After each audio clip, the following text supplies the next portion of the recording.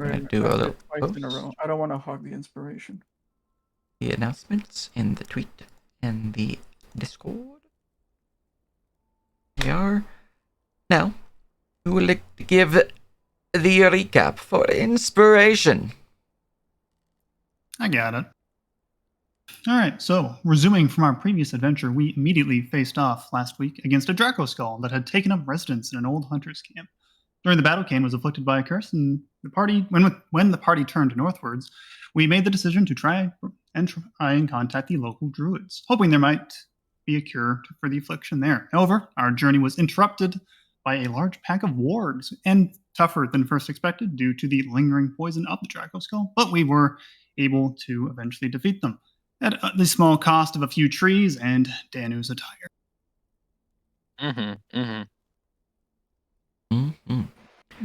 Very good, very good. That quick, sweet, and to the point recap is very well. You have earned your inspiration. And look at that fancy new art. So new. Oh shit. Yeah. All right. Makeover. Now that is all covered. You guys find yourself within the woods, having recently fended off the warg pack, with some of them fleeing into the forests, others dead upon your feet. Some of you cleaning off the muck of battle, as it were, within the river, or the lake, and others taking up the fire that you have started. I'm just gonna use Map Explorer, actually, get rid of them. Seems easier. Hey, look at this. Boop! So, what is it you would like to do?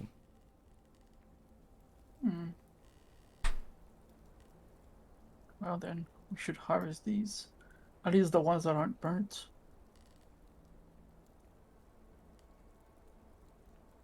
I think this one and that one weren't burned.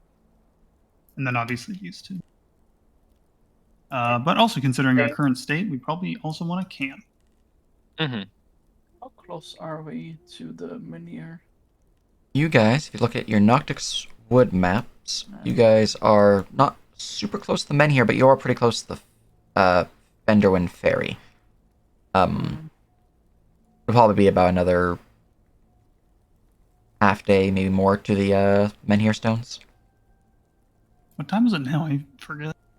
You guys finished midday. Midday, so we could reach We it could for... spend half a day, but we also may want to, harvest these wargs, which would take a while, probably. How far is the ferry? Ferry's within sight of your current position. It's a bit far off, though, a couple miles. You can see the edge of the pier from your current position. Nice. Alright, so I'm gonna start harvesting these wargs. Sorry. If anyone wants to help. Danu will be absolutely no help. Alright. Help. Somebody's got to drag them around, and they look pretty big, so... Well, looking I'd at the almost map, suggest we drag them to the ferry, but I don't think that's... you have 4 wargs that are potentially capable of being harvested. I'm guessing guidance, so 20? Yeah. Alright. 3 more checks. Oh, gotcha. Alright. Vintage. Okay, alright.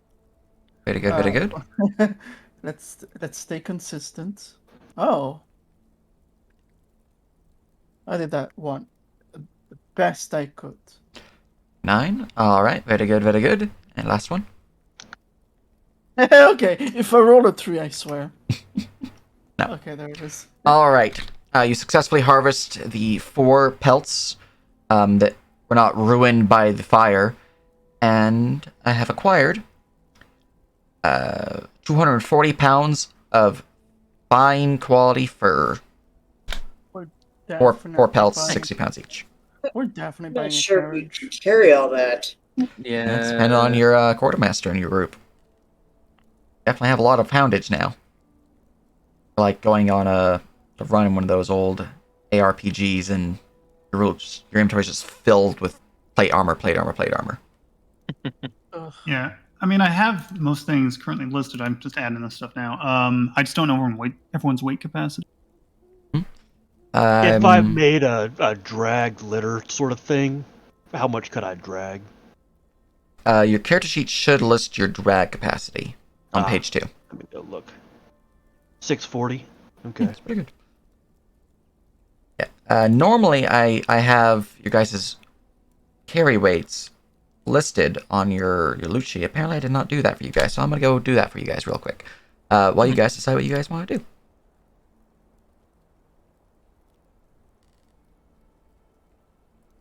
We get back to town. We Mike, definitely should one invest question in a on the wagon. drag, though. With powerful build, I'm supposed to count as large for that. Does my character sheet calculate that or not? It might not. I'll have to look at your character sheet. Okay. Yeah, I feel like your drag should be much higher. I Because see you. I'm at 480, but I have 12 strength. So yours should be way higher than that. I may have. No, it's that times 4 AR 67. What is So you might just double the number that are shown.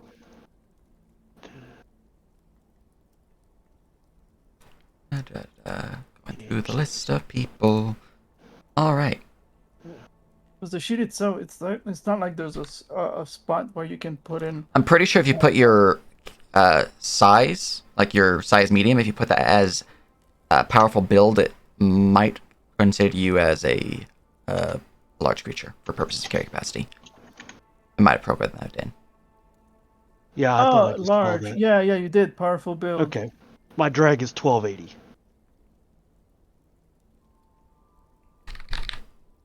There you go. All right. 60 for you. And we've got yours.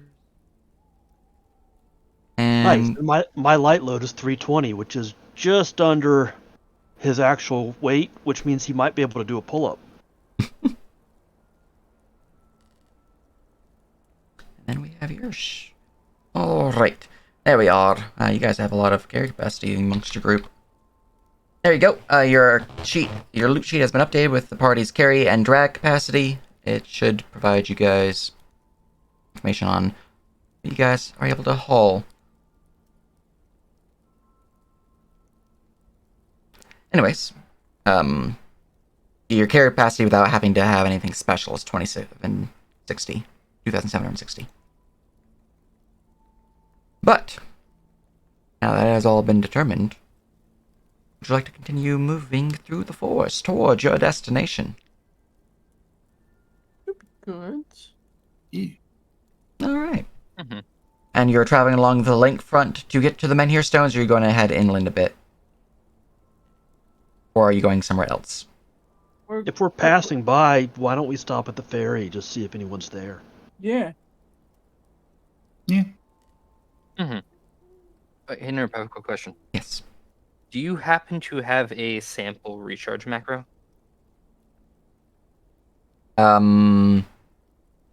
For my creatures, I tend to just mark it on their notes that, hey, it's down, and then mark it as available, because it's easier to make rapid tokens that way for monsters, and it's not really a player viable thing that you often see, so. I have done recharge macros in the past, but they're really old, and from Pathfinder. Okay, that's fine. So I probably look for them for you to help out after session. In the meantime, though, you guys traveling along the lakeside, wishing to head to the ferry, are wanting to travel there slow, medium, or fast pace. Medium. Let's stick with medium. Yeah. It's only a couple miles and where you can actually see it. We might as well just rush over there, All right. is my opinion. Fast? But yeah, whatever. You guys, fast pace or medium pace? When somebody other than me says fast, I switch my vote to fast. They don't know. I mean, if people want to go fast, that's fine too. I mean, we can see the place. We might as well go. You know. Yeah. It's like- yeah. All right, fast pace it is. You guys, seeing some potential civilization, pick up the pace a bit, starting to hustle through the forest, through the lake's edge, and make your way to the ferry within the hour, even. It's still early afternoon when you arrive. About 30, 40 minutes travel to get there. And I will go grab your tokens and put you on the map. Boop. Boop. Boop. Copy. And Fenduin Ferry. Nope, I did not have the roof hidden or visible like I thought I did. Go fix that. Roof visible players, yes. There you go. Oh, you guys would be traveling along the lake. Not the, There you are. Alright. As you make your way forward through the woods along the lake's edge, you would push past a large set of boulders that hide the docks themselves. A simple wooden structure, fairly raggedy looking. Looks like it's seen plenty of weather damage as well as plenty of repairs. You can see that just from this distance alone, the docks have, at least those that push out into the lake itself, have seen some damage from things that are not natural. You can see that there are signs of claw marks upon them. You can also see that there is a lone vessel upon the water tied to a nearby post upon the dock. Simple wooden ship, single sail, seems to have a tiller in the back. Fairly simplistic vessel, but it seems to be floating just fine.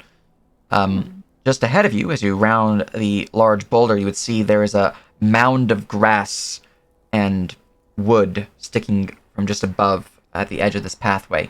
You realize someone built a home in a nearby hill. As you can see, there is chimney, several of them, with two of them billowing forth some faint white smoke.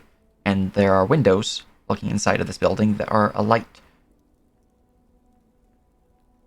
Without saying anything, because old habits die hard, Morkan will put away his bow and switch to his dagger as he starts to sneak through.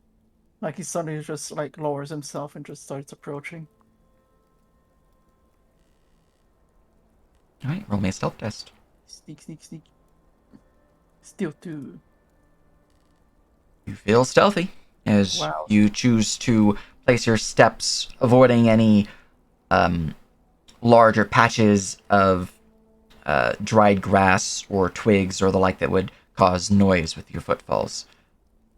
Choosing instead to step upon the soft, squishy moss that would hamper or hinder the sound that you would make. Is this a window?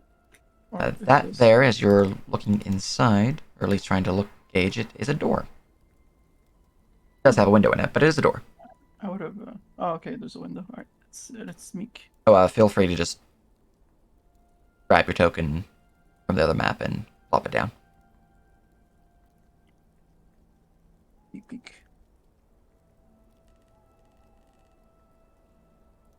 All right. Peeking through the door there, at least the window of the door, you'd see it opens up into a simple hallway-like room. You can see that there is a hearth directly to the right of the door with a large pile of wood, and the hearth does seem to be ablaze with fire, as there is a large cauldron atop it. It is boiling with some form of soup.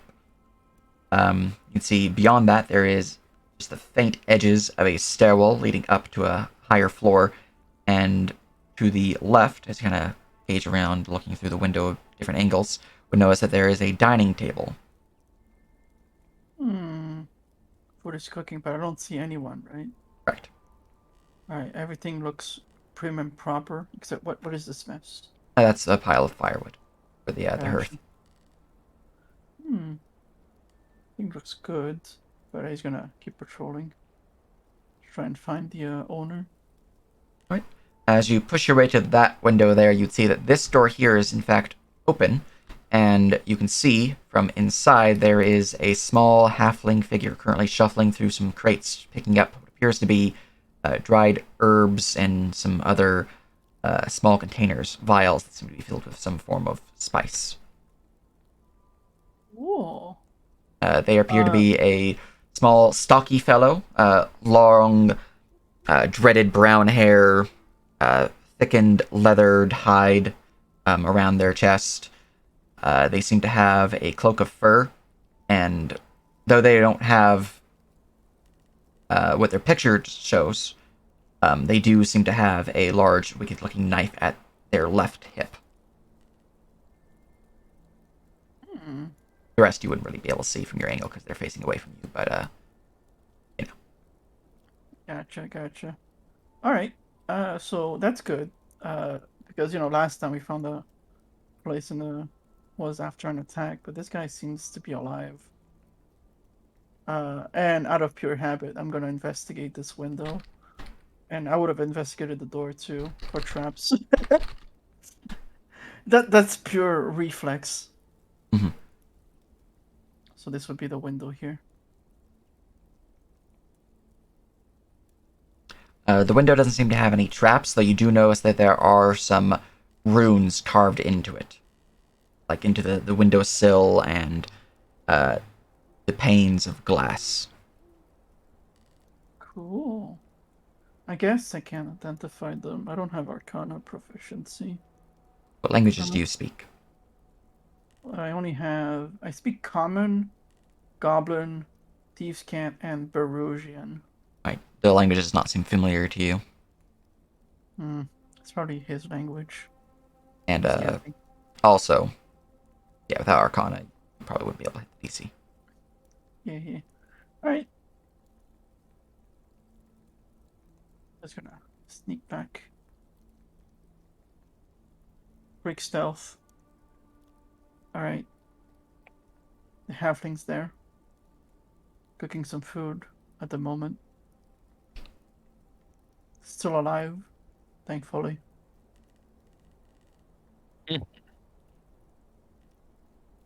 So then. Yeah, you guys did spend an hour harvesting them puppies. So let me go and give them that.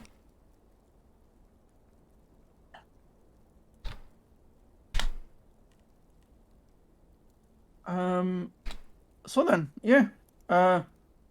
You guys do the talking. You guys are better at that. So go ahead. It's safe. What then. more? What more did we need than to know he's here? Oh, ideally that there isn't anything hiding about other than him. Tarvis will Fair. clear his throat as if He's he's about to announce ourselves, and then call out, "Hello, the house!"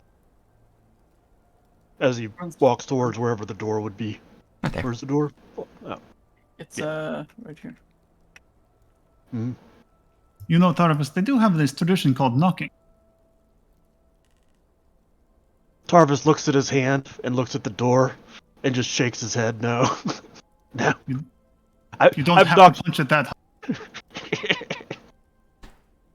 You'll see him move over to the side here, poke his head around the corner, look out.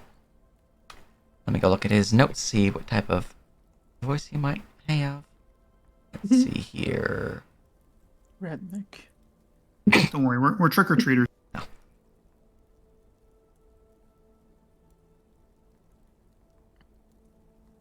Zooming on in. Here we go. And, who might here be? Well, my name is Casimir. We, came this way. Perhaps, you might offer us a place to stay? Or take a bit of a rest?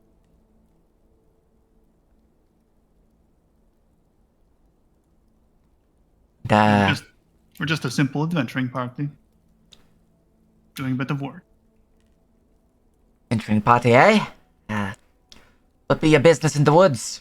Not many even adventurers dare to go through these, well, most cursed place.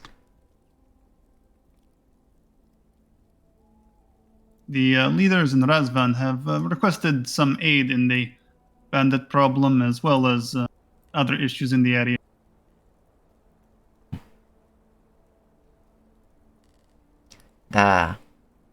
You're working for the Razvan, then?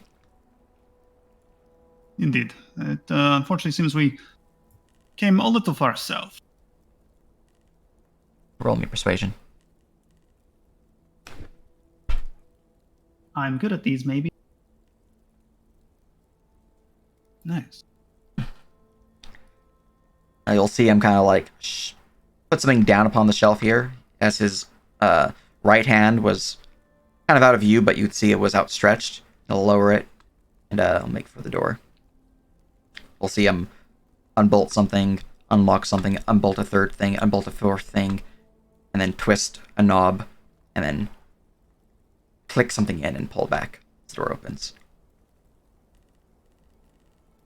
So Hello. you've taken proper precautions against the wildlife. Aye, that I have. Dangerous forest. Requires plenty of powerful protections. You are working with Razvan. Depending on who be working with there. Plenty of space here. You can spend the evening. Supper is cooking at the moment. Welcome to a bowl of it. I'm sure we will be appreciative of your offerings. Thank you. Plenty of the guest chamber will be upstairs, so you know, set your things there. Meantime, feel free to rest in the guest chamber or the table. He points to the table over there. Thank you. And you'll back up, lean against the wall as he watches you guys approach and enter. Ah, shit. Still. Stir. Moving in, are we able to see what he was reaching for over here? Looking there, you would see that there appears to be a long, wicked-looking axe.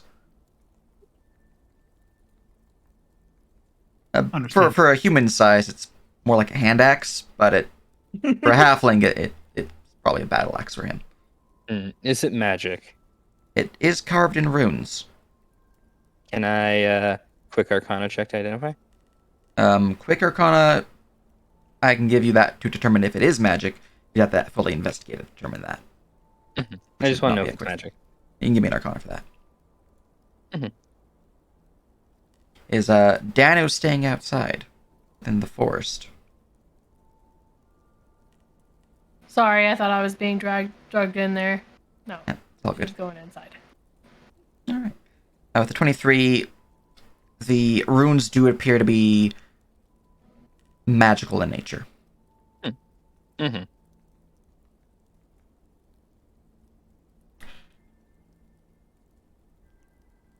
Nice axe you got there.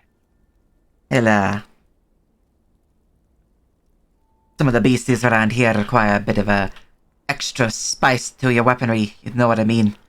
A little bit of a magical touch. Yeah, I gotcha. Yeah. Aye. We Divine. ran into a packet of wargs on our way here, actually, just a few miles out. Oh, did you now? Mm-hmm. I did them wargs be around the forest more than usual. Haven't even further north, I'm afraid. It's got them riled up.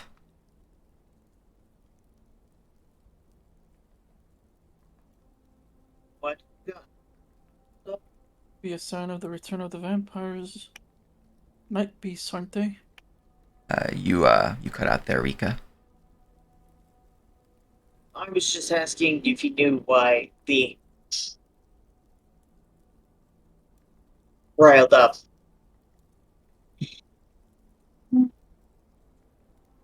Well, can't say for sure. Masters aren't sure either, I'm afraid, so... hard to say, really. Perhaps vampire, but we haven't seen signs of them in a while now, so... the Night Beast are all that's left of them.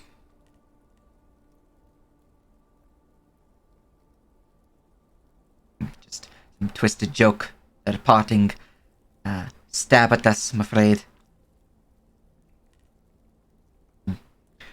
Well, more of them you kill, though, better off you'll be. What natural they be. Hindering the order of this forest, this land. You'll see him kind of twist some leaves and drop them in the stew. Grab the vial that he was tucked into his belt, pull it out, and unstop her and pour some spice inside. Stir, stir, stir.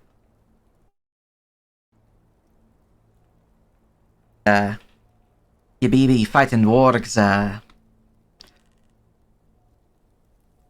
know a few folks who might be willing to pay for them pelts. Assuming you got some. Thanks too, but not many think about getting their fangs. Are you offering to buy them from us? Certainly buy them, take them off your hands. You can go right to the source either way.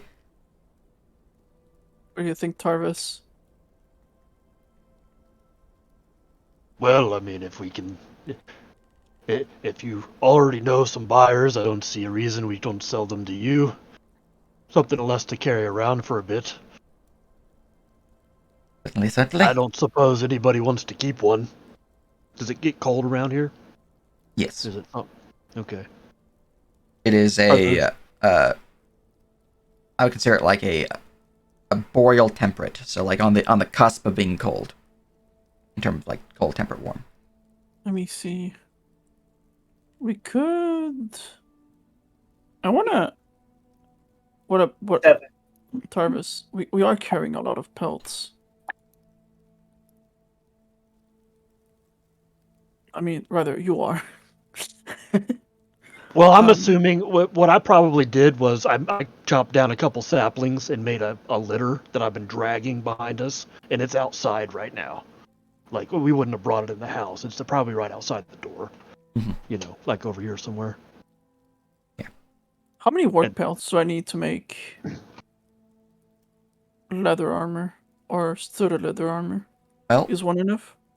Leather armor itself is 10 pounds of hide. Studded leather armor, which is essentially a lamellar cuirass, is 7 pounds of hide. So, 1 pelt is more than enough. Gotcha. Then Mark, I will say, keep one. There's something I want to make as an apology. As he glances at Daniel and retreats. Aye, well, we do plan to be in the area for a while. What would you say to us, perhaps, storing things here for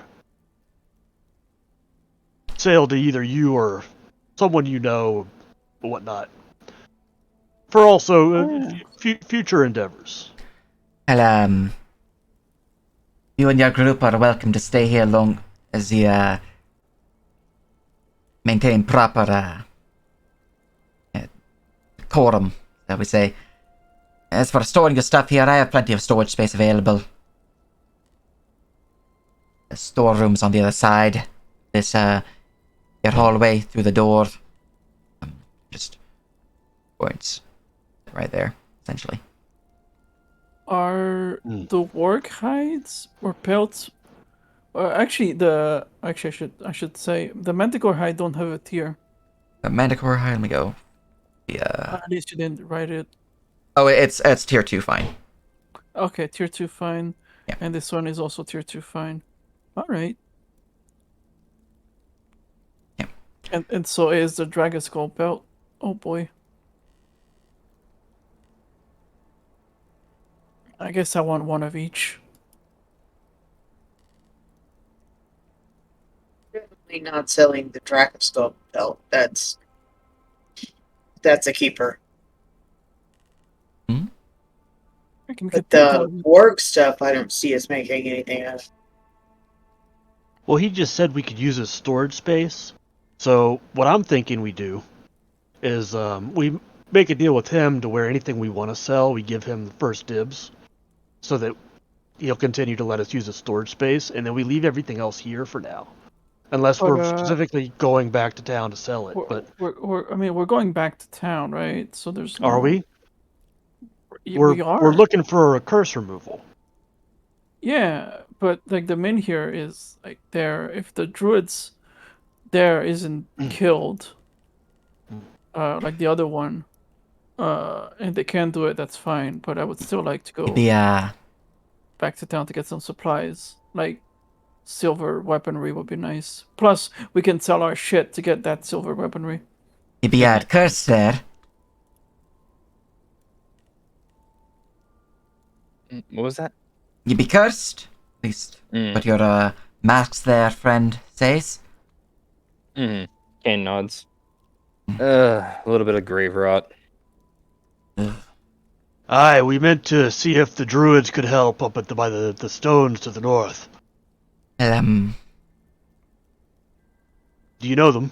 I do. I'm actually one of their member. He pulls out a small leather thong from beneath his armor that reveals a strange clasp of wood carved in a cultic knot. It seems to have like a leafy green thing in its core. Can I history check that? Sure. I will. Boop. That's Arcana. Nope. Stop. Cancel. Hey.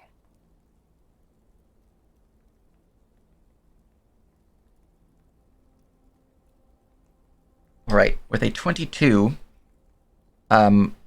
the amulet, we'll call it, seems to resemble that of a local druidic order to the land. The order known as the Moon Reavers. It appears to be a symbol of their devotion to the Green Path, as well as their devotion to the order itself. You know that this one, bearing a green core, seems to be of the second rank. Basically above friend to the order and an actual member now. So a member of the Moon Reavers, eh? Surprise is surprise. Aye. Many know of the order. So, no, at least you have some learned scholars amongst your group. Many of you are faction as wild men, but those that know of us truly know of our name and our purpose. They know we're here to restore what the vampires took from us.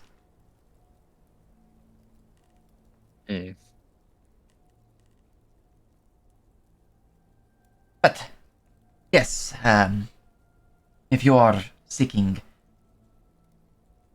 cure for your curse, you do seem a little sickly as you mention it. And it's getting worse by the day. I believe Lathria can help you out with that. She be the keeper there, the stones. Oh, thank you for the info. Marquette will perk up. Do you know all the keepers? What of the ones further up north? Not the one directly north here, but Met the other stones, yeah. the other stones, yes. I know of some other druids out north of here, some to the south even. I'm afraid our communication dwindled of late. He might be dead. Yeah, shows- we have had to relay the news to you that it looks like the druid to the north was drug away in the middle of the night. We don't know whether he Mhm. lived or Again, clarifying, not the one directly to the north, but the other yes, The one at the borders of the woods. northwest. Yes. yes. The one at the Verdansk Menhir Stone, yes. Bralis, then. Ah, shit. Yeah. Well, It's likely that he did not survive. We followed his trail a ways, but it went too far off path. I I know Bralis, he is quite the fighter. Could very well be that he morphed into a sparrow, took flight to get away from his attacker, trying to find his way back home. Or perhaps Hopefully so. worse could happen, but I trust Bralis. Give it some time. as you say. Stir, stir, stir. Mm-hmm. What specifically brings you out to these woods then? Surely not just to hunt warg. A great many things. We are here to solve the issue of Lady Rosevane's specter. We have had reports of it. And to clear out the nearby bandits.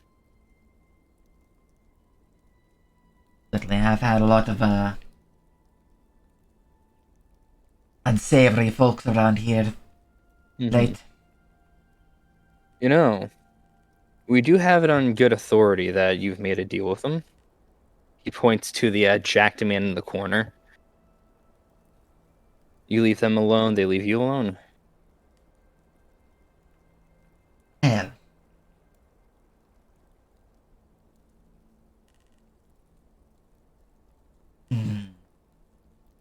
Or Did that. I could say that.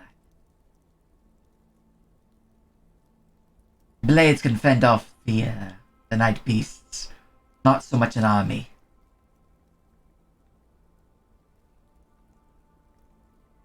We understand. Ah, yes. Plus, their presence would lure away the night beasts as well, I imagine. Trained fighters, good with weaponry. Who knows what will happen once we clear them? Perhaps we'll just be allowing the night beasts to settle in. Mm. Now that is a grave thought. Not particularly. I still intend to make sure that they're dealt with. No offense, Timothy. Oh, although obviously I'm not gonna kill him, you know. And then in Thieves' Gate he says, I'm no adventurer.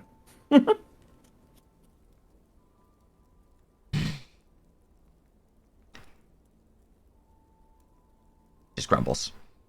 Mm-hmm. Right then.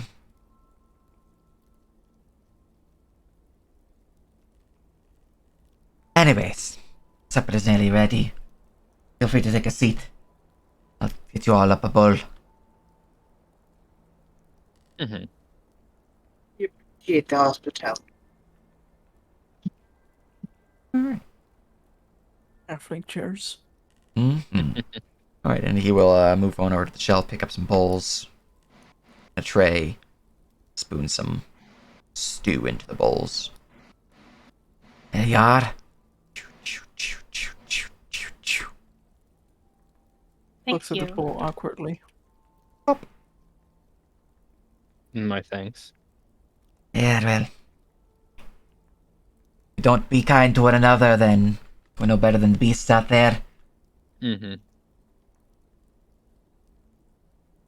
Beast with the wolf, the bear, eagle. They hunt for a purpose. These night beasts, they enjoy the brutality of it. Mm.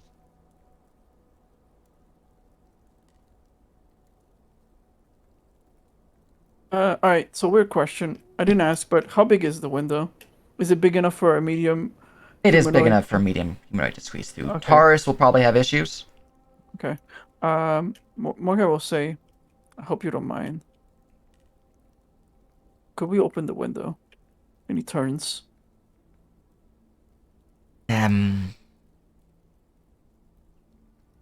Sure, be fine. Great. He'll open up the window and then go through. Just want to blink. Wait, what? I'm a shy eater. Out. And he'll sit down at the base. And that's when he removes up his mask and eats by himself, basically, but he's leaning against, I can still hear. Don't mind him. Right. He's shy. So, both of you look new to these parts. Any purpose to your, joining up with Razvin and seeing you at the market? At least not the past month. We've recently rode in with a caravan. There was a call for help sent out. They're having issues with missing people. It's more than just, these southern woods, then.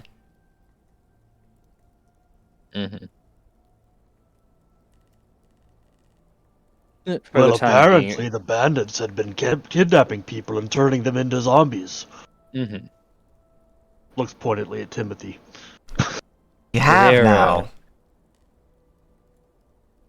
Their necromancers have been a bit troublesome. They've gotten so bold as to attack the town directly. Well, I certainly will want to discuss this further, Moon Reavers. Tag along with you when you make your way north, then. You don't mind? Kane will take out the piece of paper he earlier drew that weird sigil that's been on the stones on and passes it to the halfling. Okay. They've been sporting necklaces with these symbols on them. It appears to ward off the beasts. Okay. Or that one. Let's see here. Where are you? There you are.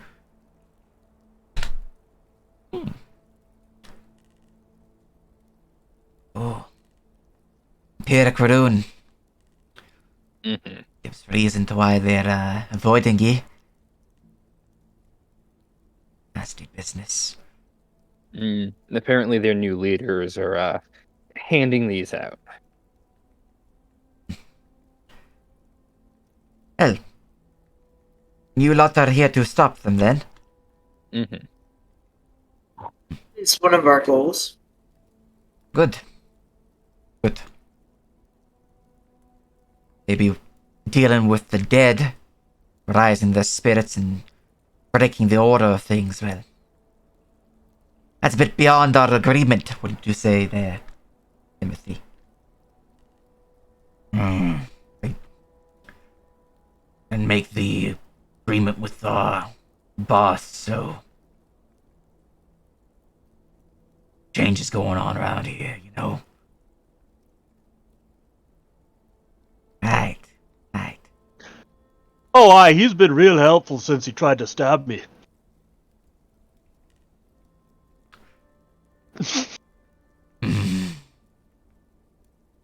There's an odd look between them and between you, and just the pause, a tenseness to the air. Yeah, I'm just gonna eat my food and not. Okay, I'm just eating the food. Yeah, is it good? It's decent.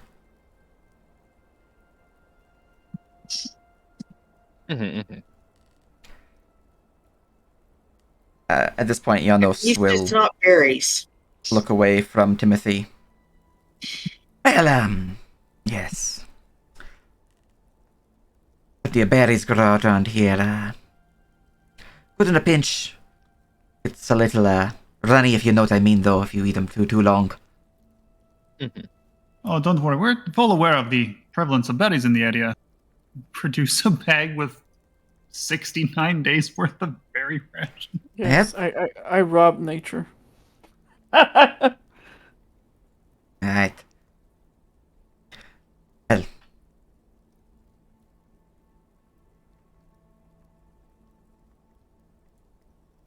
You,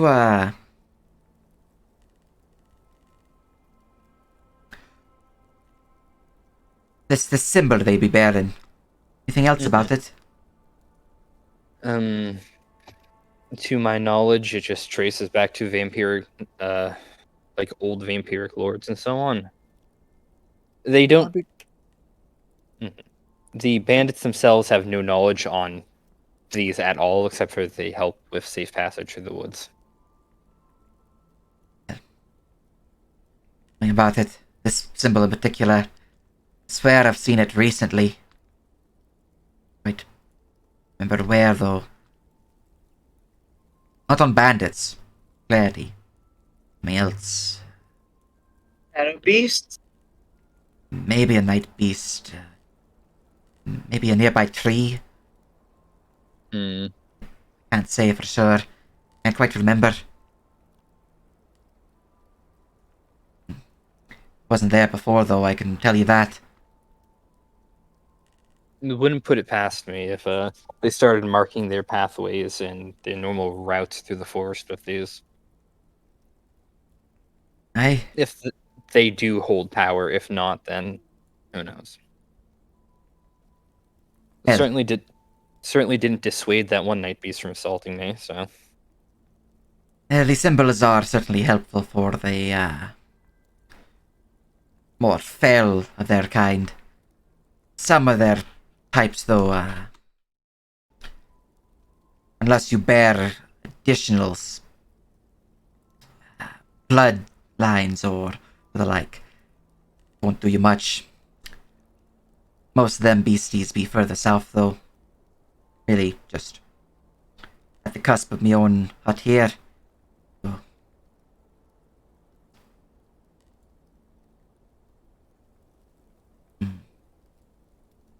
But symbol is certainly protective north of the ferry.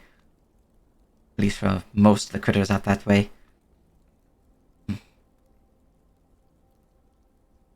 Though it is certainly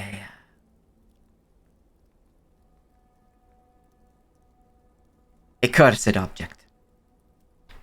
Not in, like, a real curse, more of a... Can't think of the word for it. Metaphorical curse. It is a bit of a surprise that men of Bruges would bear such symbols considering their past with these vampires, but... Well...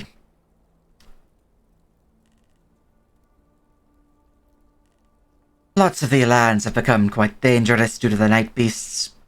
Many take whatever advantage they can get to travel safely. Indeed, and this is certainly no hub of civilization. Aye. It's the old ways, many of them are hard to come by now. He'll, show off the amulet once again. This here can only do so much. Especially now that, the townsfolk of Razvin have been pushing further and further away from the green path. How so? Well, back in the day, they were avid followers of the green ways. Heeded our circles, formed monthly sacrifices, and had a shrine not too far from the town. A stone their own. It was a long time ago, though, before the vampires came, before the new churches started arriving in.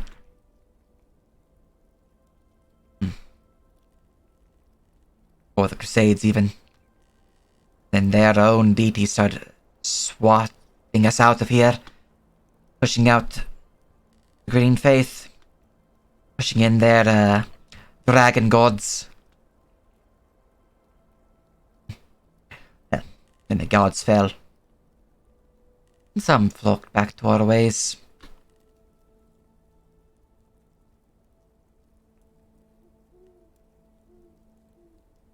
It is what it is, though.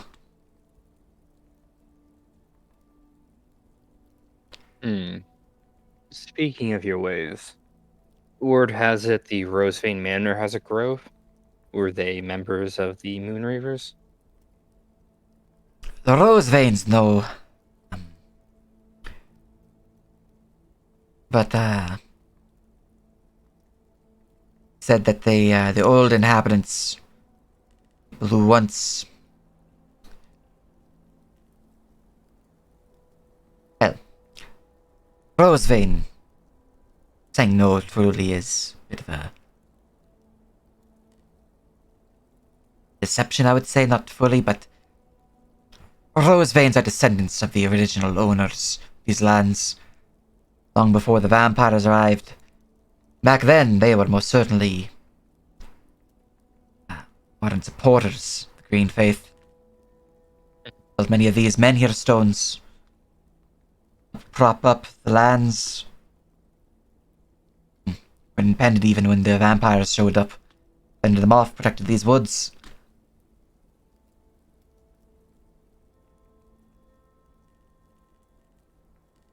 Orcag will pop up from the window still, empty ball in hand. You are relatively close to the manor. Pops in. What, have you met Lady Rosevane? I have on occasion, aye. You recall the last time you've met? It was but a,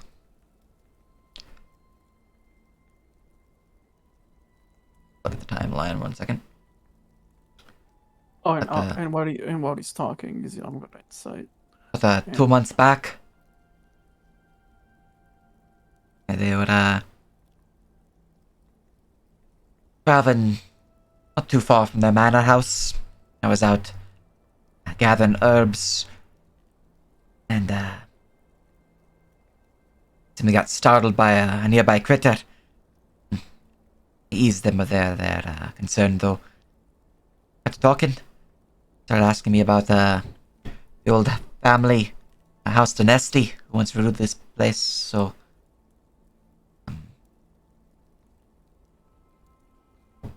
we talked for a bit. I asked if I knew anything else about them, and, well... I told him that these lands have a deep connection to the Feywild. Deeper than most, even, really.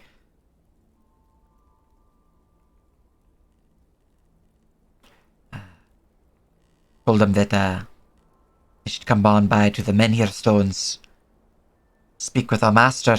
They'd know more, I'm afraid. Back then I was still just an initiate. A friend to the circle. Recent adherent, you see. I see. So I only knew the basics. I still basically know the basics. You know, 2 months isn't a lot of time. But, anyways, I'll take your bolus then if you're all finished. Washed up. Mm-hmm. Indeed, thank you. Of course. And let's see here. Your washroom is over here. Wash. Alright. So then, we plan to stay here the night? And Seems then- a safe spot to do so. Mm-hmm. Isn't it midday? It is, and we're half a day away from the person who can remove the curse, probably, maybe? It's a bit later than half midday right now, right? Because we traveled when it was midday after harvesting for an hour. I mean, we could probably safely camp around the druids when the time comes. Do we think we could make it before nightfall? We probably could if you go fast, but that means double the chances of an encounter. Have we actually had a long rest? No. No, No. so we're not technically level 3 just yet. Yeah, we should have a long rest before we continue. Yeah, I mean, I was completely out of spell slots, so if something happens, Once we reach the men here, I suggest we go back to town. Those wargs, for example, they require special stuff to penetrate their hide. We could do with acquiring tools. We need some silver weaponry.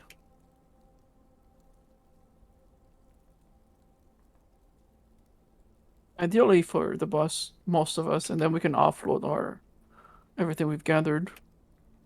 Mm-hmm. You should seriously consider means of transportation. Yes, that as well.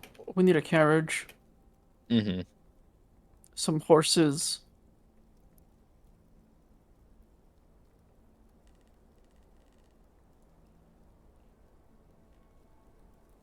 I'm fine with heading back to town, but I think that before we do anything, we should probably rest here for the night. Taking another day will not change anything. Agreed. I also don't think we could reach the Menhir Stones in half a day, or whatever is left of the day, even at the fast pace. That triangle skull plus those wargs. I'm relatively fine, but some of you have some bite marks, to say the least. Yeah, I'm a little worse for wear. I can take a look at those. I got a couple spells left and am trained in medicine for anything else, so.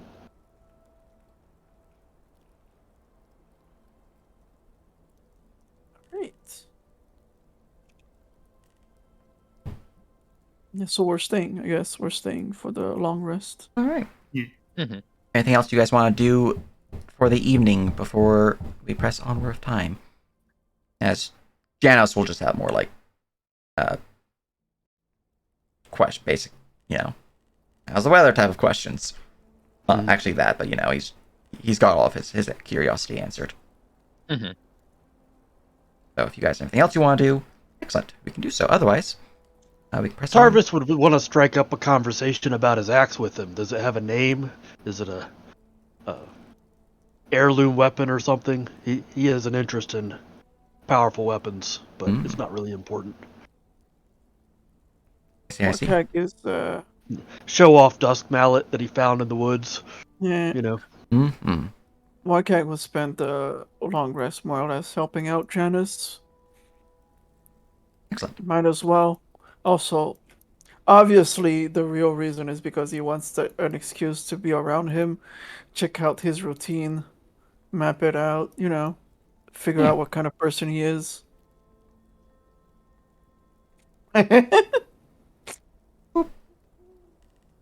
The second floor is just north of you, off map.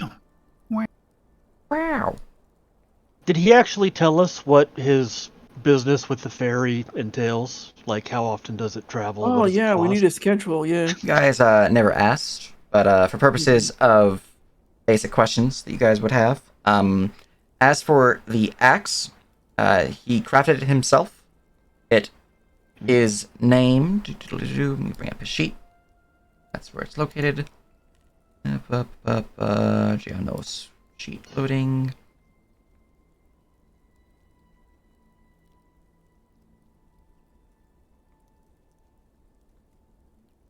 It is known as Rosethorn. It's a fairly simple enchantment. He would describe it as one that can strike back at those that would strike at him. Other than that, it is treated as a silvered weapon. Very nice.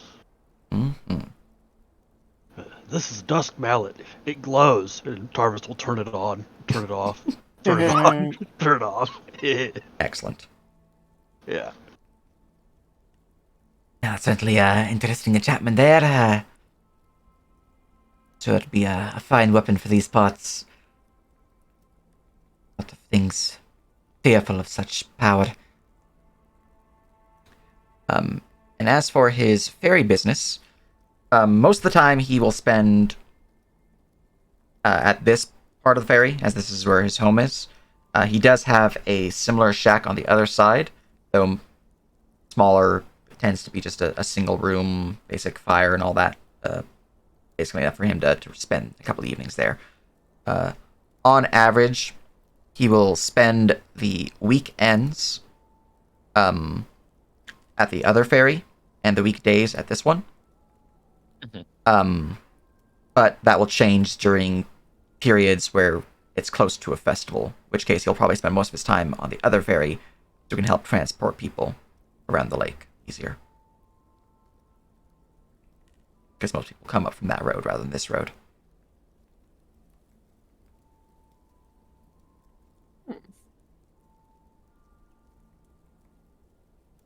Old Reavers, huh? Mm-hmm. Marco would be curious about that group. Like, what's their deal? How do they fit in with the druids? Or is that just him? The Moon Reavers themselves is a druidic faction of the land. Ah. Yeah. Their focus is on purifying the land of the night beasts and the other unnatural beings that were formed during the control of the vampires of Perugia. So they're hunters. Hunters,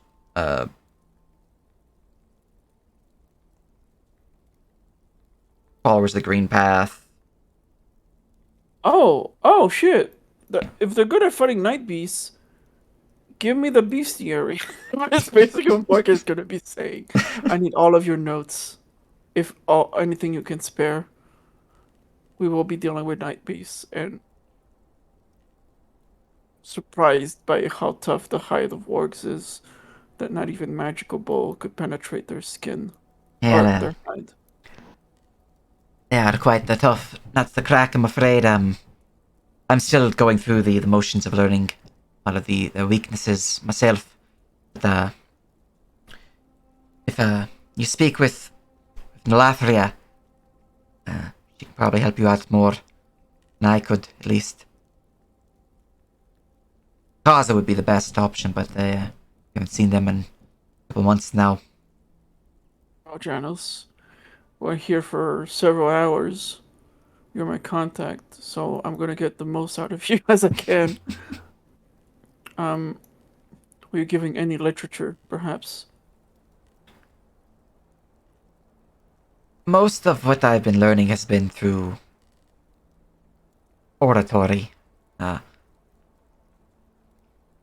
oral review rather than through book learning. Much information in books. Mark, I will show the book that he took from the droid hut. This, for example, found it at the hut, at the border. Lots of valuable information, animal taming, general nature knowledge, how to use and harvest herbs and stuff. And Ballast was certainly a bookworm himself, so it wouldn't surprise me that he has books of that nature. Shouldn't discredit literary learning. Well, don't discredit it. I'm just, I learn better by doing rather than by reading. I see. Alright. Very good. So, as conversations continue through various means of, mundane conversations and the like, eventually evening will begin to approach, and within the safety of the Fenderwind Ferry and the ruins that protect it, you guys are able to achieve a long rest, no issue. Yay, a long rest. Speaking of long rests, though, I feel like one of you Know what I'm getting As at a here. check. Yep. Yeah. For that con save. Yep. I'm gonna do the Oh, same okay. things we did last time. I'm gonna Mhm. do a If you wanna medicine help. check and DC 15 medicine to check to give him advantage, and then resistance to give him a d4. Does Mhm. using a healing kit help in any way? That is what's giving you the advantage. yeah, You have to use a giving you medicine advantage. charge to do that. So, Okay, yeah, I'll reduce the healer's kit. I'll let you guys. all right. Yeah, You have advantage and a d4. you got this. /R1d4. All right. 22. Yay! 22. All right, that's a pass. So you have no loss of max hit points this day. Your disease does not progress. All right. So, as everyone wakes from their slumber, enjoying their rest, even our cursed one, there's 2 Tauruses apparently. yeah, I'm fixing a token. I got you. Just a second. There's a new one. Yeah. And an old one. Yeah.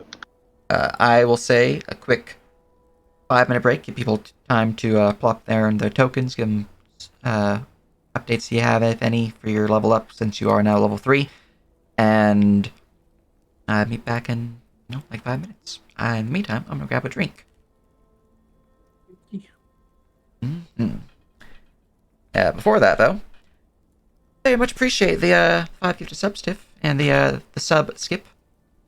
All sorts of appreciated. Oh yeah.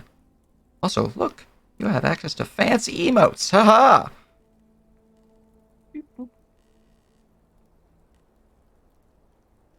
Actually, I have a lot more NERP emotes. I just haven't decided which section to put them in. I commissioned 20 of them, so. Enjoy.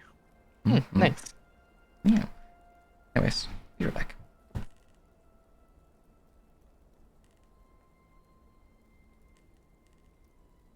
All right. I now have my new shit. Wow.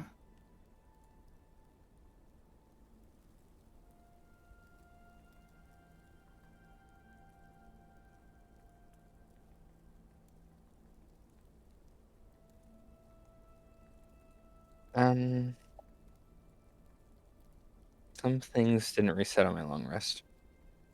Why didn't they reset on my long rest?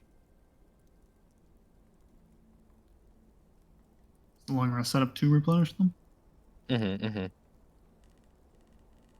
Maybe I broke it?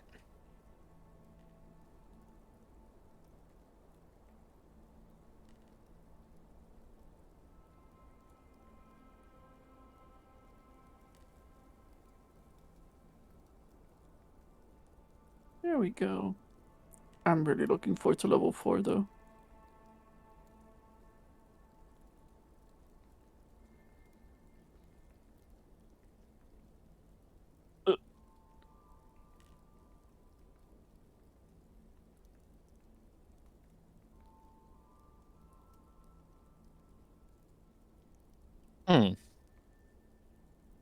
That is weird.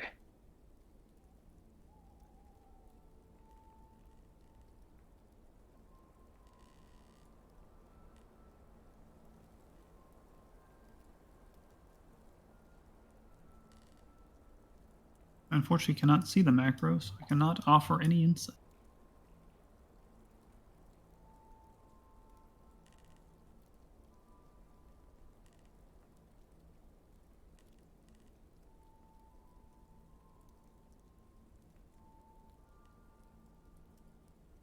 All right, I'm good. All up to date and all that. Think so.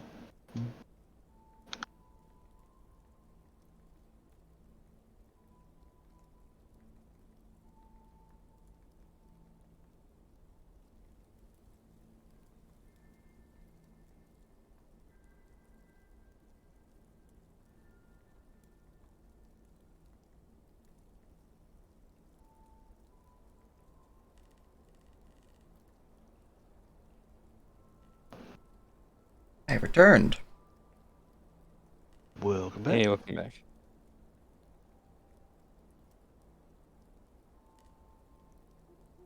Welcome back. And when everyone else is returned and ready, give them ours.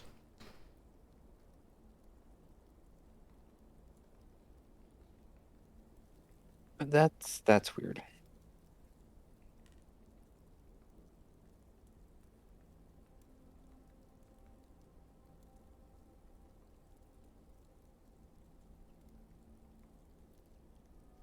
Wait, the fuck? My get point statements for all of the abilities on my line have been erased. That's great.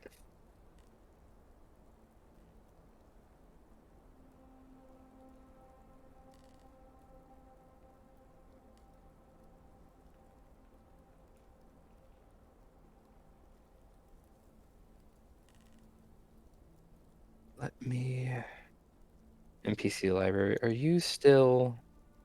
You have the correct shit, right? Yes, you do. Okay.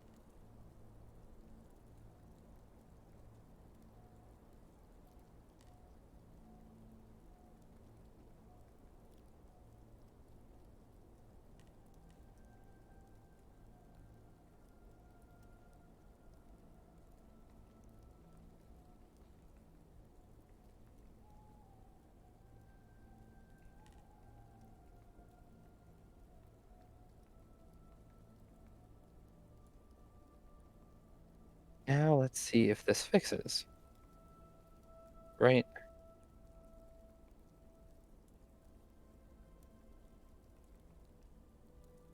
Good. Okay. I'm good. We need 2 more hours. 1, 2, 3, 4. Yep, 2 more hours. I'll come back. 1 more hour. Welcome back. I also need to roll this. Well, hey, I failed, whatever. Depends which one. I failed Tenebrous, which is DC 18. Ooh, Mm. Tenebrous. You went for Tenebrous as your subclass? Mm-hmm. Very nice. I did a little blurb on it. So yeah, now I have a creepy second shadow following me around. Tenebrous.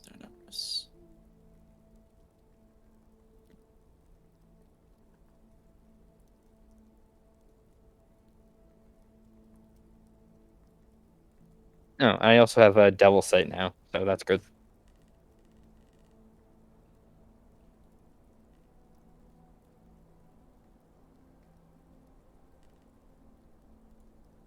Furious. Renove. Shits. Wait, which level is Tenebrous? Second circle? It's a 5th circle. 5th. Oh my.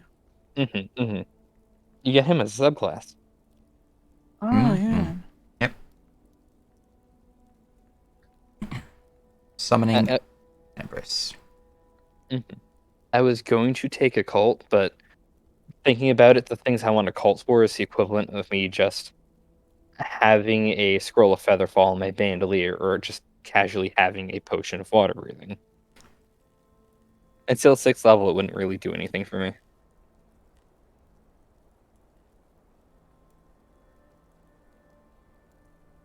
So from your summoning, your binding of Tenebrous, a shadow visibly darker than any darkness centers itself on the sign, stretches and rises up in the form of a man, possibly gaunt, as if someone had squeezed all the essence from a person, leaving behind only a shade.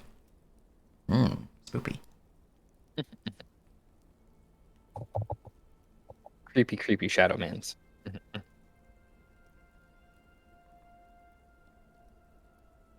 And you have 2 shadows now. Oh no. My business and well-being is of no concern for my allies. I can handle it myself. I'm so glad we got the roll for the rot check-in before I took subclass. Yeah. Although now he might resist. Yeah, every night, like, oh, don't Mhm. touch me. No, no touch. And it's also a good thing you're not a scout. Mhm. I'm okay.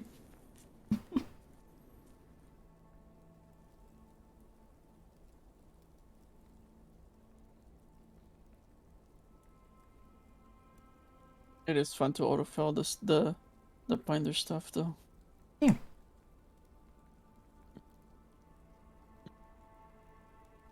Now I'm kind of like a mini boss. I have all kinds of recharge abilities on my turn. It's true. It's great. I'm dumb. I didn't. I did my HP wrong. Oh no. Oh no. I had more HP than I thought I did. Hmm. Oh. Because I was sitting here going like, how does Morkag have more HP than I do? Because I didn't double my first HP. That would do it. Yeah. And according to this Marshall supplementary rules, you also add half your strength score roundup. Yeah, that's included. Okay. It's just I didn't double my D8 hit die at level 1. Mhm. It's Mhm. really nice. It's true. Although it was way crazier when it used to be you added half of your strength score mods to your HP as you leveled. Hmm. I had a cleric that had like 100+ HP at one point. Got pretty spicy. Yeah. Funnily enough, Whack didn't get attacked a lot. Oops. It's true. Oh wait, I double con for level 1 too, don't I? Double anything that would be gain from hit dice. Nice. So that's 2 more HP, I think. Mm. More There you HP. go. 46 HP. Aha.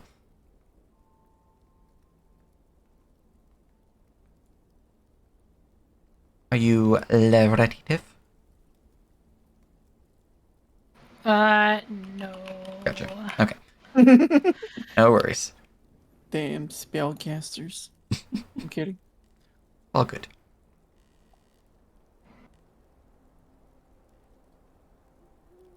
Oh, this does bring an interesting question, right? Mm. So the Tenebrous subclass being permanently bound to him, how does that interact with Augment Vestige? Or can I just augment him at will on rest? Because I can't really unsummon him to summon him again with new augments.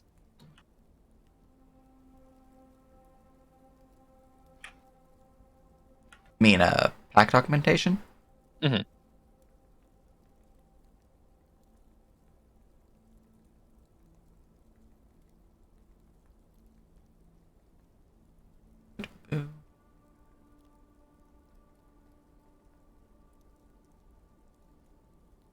I would say whenever you do the long rest, you'd be able to change. Okay.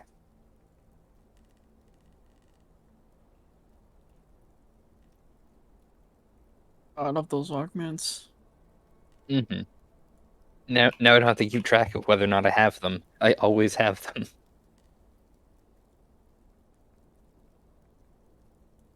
Which one are you gonna be taking? Offensive for now. Offense is really good. Mm-hmm. It's only one instance though. I had to make a separate damage macro for my unarmed. Mm-hmm. Well, thankfully I don't have two Eldridge Blasts just yet.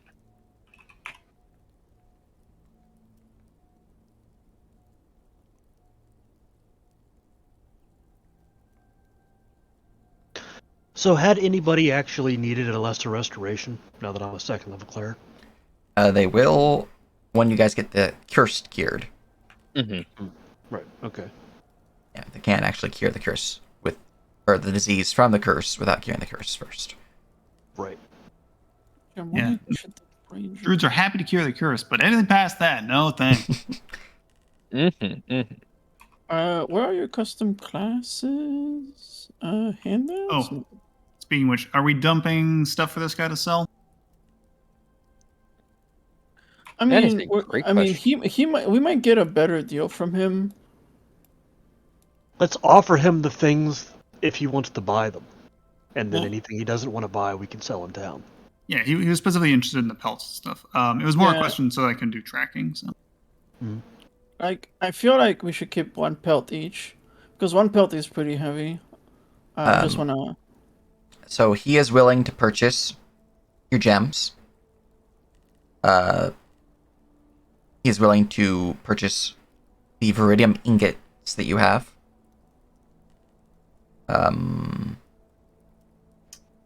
might want to use those. Yeah. Do- I put a lot of the other stuff in missed goods. Here we go. He's willing to purchase any of your hides. He's willing to purchase any of your reagents, so like the venom glands, the heart, things of that nature. Yeah, that's what he's willing to purchase with I'm seeing in your treasury. Yeah. Yeah. So if we want to keep one pelt each, that means we could offload 5 Manicore hides, 9 fur pelts of common quality, 4 fur pelts of fine quality, and then 3 ward pelts. And then that's And what classes were you wanting? More whack. Yes. Your ranger. Put that in item lab. Go delete that and put it into general. Boop. There we go. Because I do wanna dip. The obvious choice is fighter. For me, but if I could get more stuff out of ranger, that'd be, and it would fit with what we're doing. and yeah, Rika, I don't think anyone else cares about the poison glands. So We do. So yeah, Rika does. Yeah. Then- If we have the poison glands and I can use them, I might be able to make the poisons without having to spend the 50 gold a pop. yeah. I was just saying, I don't think anyone else has a disposition to needing them, so I don't see why you can't have them. Yeah, I'll take those, and we should keep the Viridium too.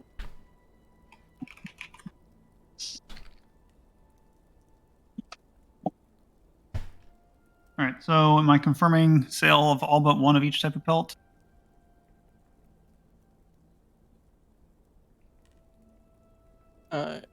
Yes. I say yes, because yeah. Eventually, once we're done with the main quest we're on, take some time to make some armor would be nice. Mm-hmm. Yeah, I didn't get gold values for all these. Make some weapons, yeah.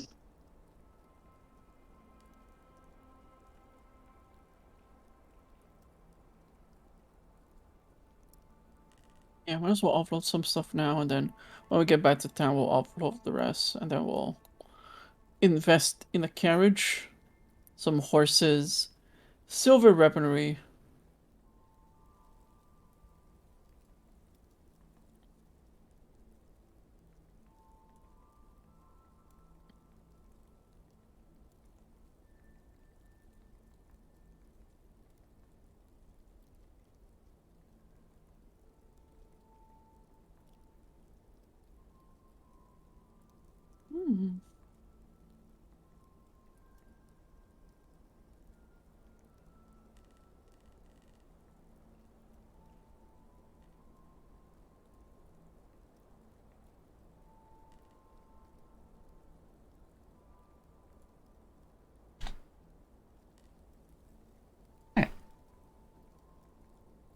Are you wanting to sell your gems? Or you wanting to keep them? I might as well sell them. I think that's up to Danu because I think she's the one that. Oh right, there's one Mhm. gem she wanted to keep, right? The biggest one. Which one was it? I Well, think it yeah. was an emerald. You guys have 6 sapphires of 7 carats.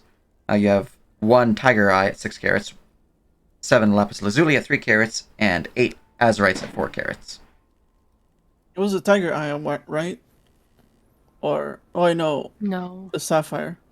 Sapphire, that's what it was. Keep all 7. About 6, but yeah. How many was 1, 2, 3, 4, 5, 6, 7? You know, there are 7 of us. I could use one of the belts to make a cloak for each one of us with the sapphire as a clip.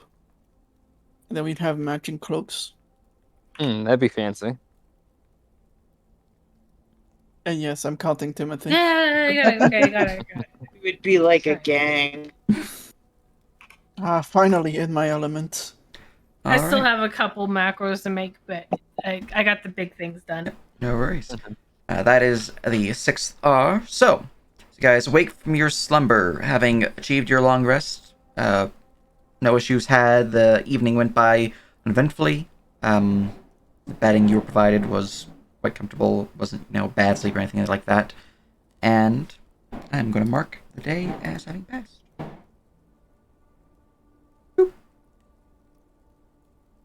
Oh, I don't know if it was answered. Did we get his schedule for his ferry?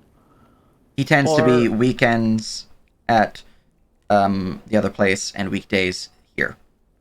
Okay, During It's the festivals, festival, right? during festivals, he will more often be at the other place, though. It's not currently a festival, but it's getting close to a festival. How long Yeah, does it take the for one him to that we- travel from one side to the other? You were saying something, Regan? Sorry. Yeah, the festival that is coming up within a month that we have to solve the murder by then, or at least get rid of the ghost. Yeah, so that particular quest is wanting you to cleanse the ghost within the month. Or not within the month, within a month period. So a full 30-day period. As he wants it to be decently enough away from the festival for it to not cause issues. The festival itself doesn't begin until October in Universe, which is not the actual name for the month, but you guys are still really, really late August. Oh, I didn't realize that. Yeah. So you guys have plenty of time. It's just he's wanting it done soon. Sooner than the festival will actually occur. Yes, Yeah. because we learned that in the festival is when the veil is at its thinnest, and possibly the ghost in the manor will be able to freely roam and get her vengeance. Eventually. Recent, yeah. Sounds to me more like he was trying to cover someone. And Yeah. as for your question, Josh, in terms of how long it will take for the ferry to get to one ferry to the other ferry, you're looking at about half a day, a bit longer. So when he gets customers in the morning, does he go back and forth? Or does he go, if somebody's come to the ferry, does he just travel to the other side and stay there overnight? If he notices that the other ferry has symbols of like, hey, someone's waiting to get ferried, he will row over there. Yeah. Symbols, you say? So there's magic that detects that there's someone here. Huh. Well, the runes aren't just for my protection, so lets me know if someone be waiting. You gotta handle your business somehow. Aye. And for clarity, the half a day thing is more of if he's going at like a leisurely pace. You can go faster. Okay. But if we show up to one side and he's not there, we can wait and he'll probably come get us. Good to know. Mhm.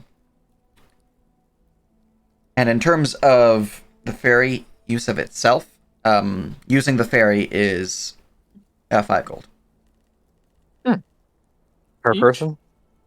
total, unless it's Oh, it's 5 gold per trip. So if you have like 12 people, it'll be probably 2 trips. It's 5 gold. No, I see. Yeah. How many people fit on his boat? It's a good question right there. And horses fit on his boat. A horse can, multiple horses, multiple trips. Mm. I mean, that's fine. We can split up. Mhm. Well, I was going to suggest that because people had reservations of bringing horses in here in the first place, we could potentially like store them here or tie them up here.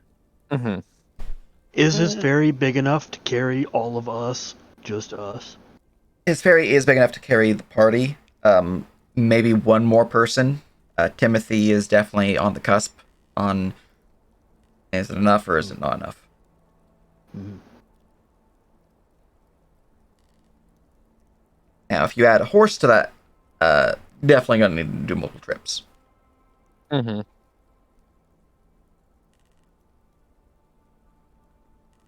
And I take it, are the runes lighting up from people waiting? Is that a visual thing? It is visual, yes. So the bandits could see us coming.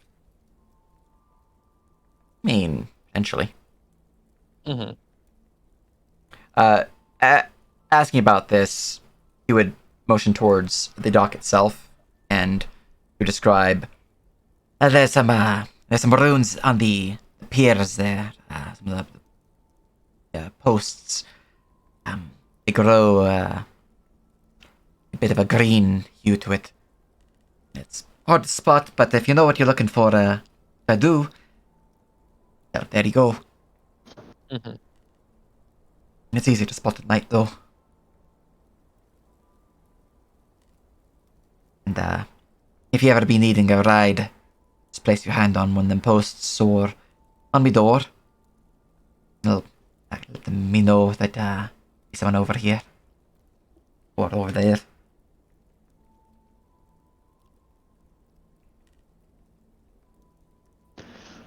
All right.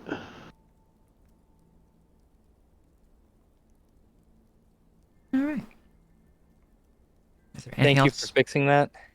No problem. Is there anything else you guys would like to do, or would you like to set forth?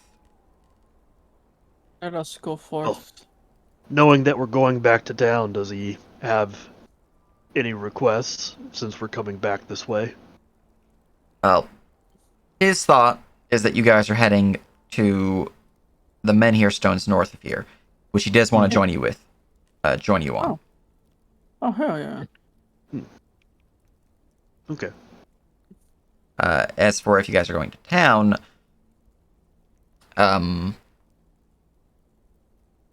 Tarvis would offer to carry messages or something if he had any Yeah. business in town, kind of thing.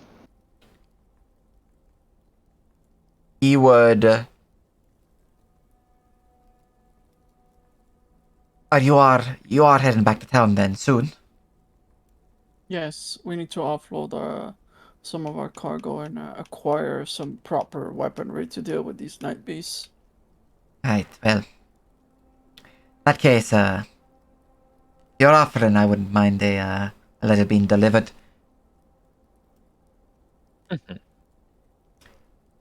I'll need to get this all wrapped up for you, but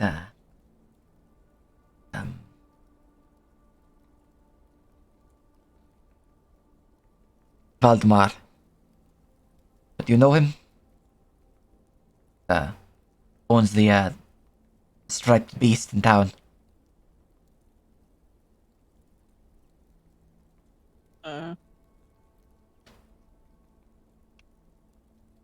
Yeah, the trapper shop. Place for buying arrows, bows, hides, tanning, and the like. I don't believe we've met. We have Well, he'd be a friend of mine, and I've been meeting him to send him a particular package, so if up that way, I wouldn't mind delivering it for me. Yeah. But yeah, the trouble, of course. Of course. Alright. So, is there anything else you guys would like to do? Selling to Yonos, Metacord Hide. Did not give that one listed value? I wasn't sure. There was a 10 gold list in there, but I wasn't sure when I looked at the value of the other things that Manticore Hide was so low value because I saw 10 gold. But Let's see here. Alright, I do see it. I did not list it as a value. Let me go grab you that value then. It's the same tier 2 fine hide, meaning that it... Wait, is it hide or is it fur? That's a different value. Hide, okay. It is...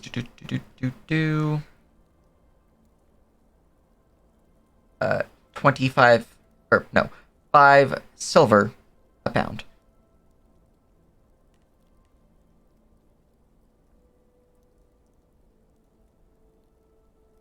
If you were selling and they're 20 pounds each. 20 pounds each, you're looking at about 10 gold for each of them, so you have 50 gold worth of Manticore Okay, hide so there.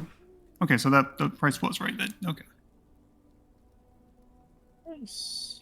Alright, and the fur pelt already has the price listed, that has price listed, and that has no listed value for the work pelts. The work pelts, he'll buy those off of you for...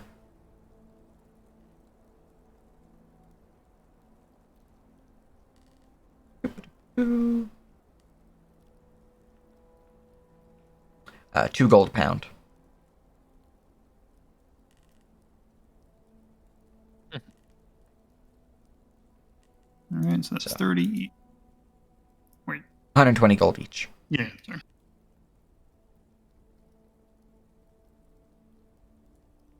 Okay. And these are selling at 100% value, obviously. Yeah, These are trade goods. Yeah. Okay. All right, I shall.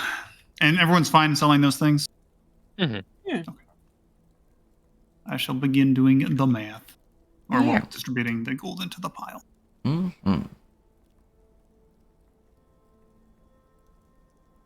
Alright. So, as you all gather yourselves, you wish to travel north to the Menhir Stones or elsewhere? To the Menhir Stones. Mhm. Stones. And he's coming with us, right? Yep. I'm just gonna test things real quick. Certainly wouldn't hurt to have another axe. Especially in these forests these days, so I'm ready to set off whenever you are. Beast we can clear out better.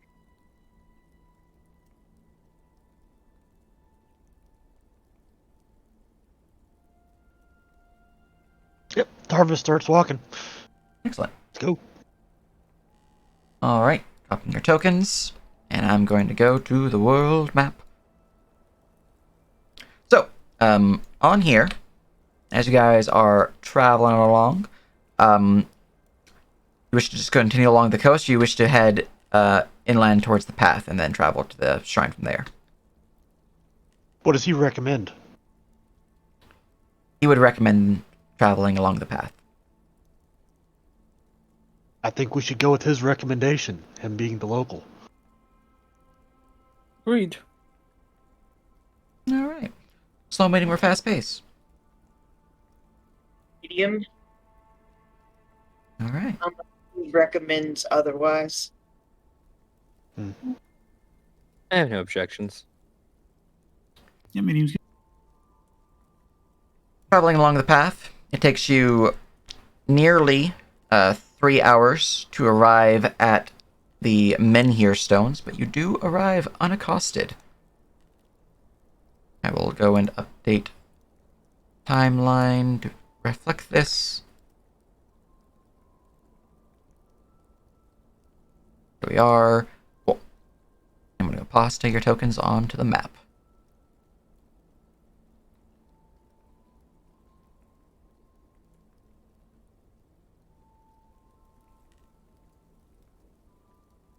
Boop.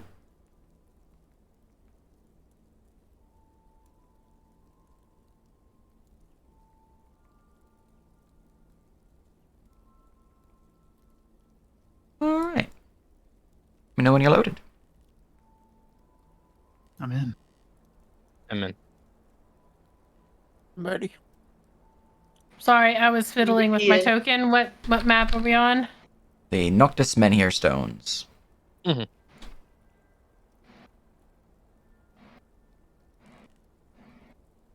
Did he travel with us? Yeah. Okay.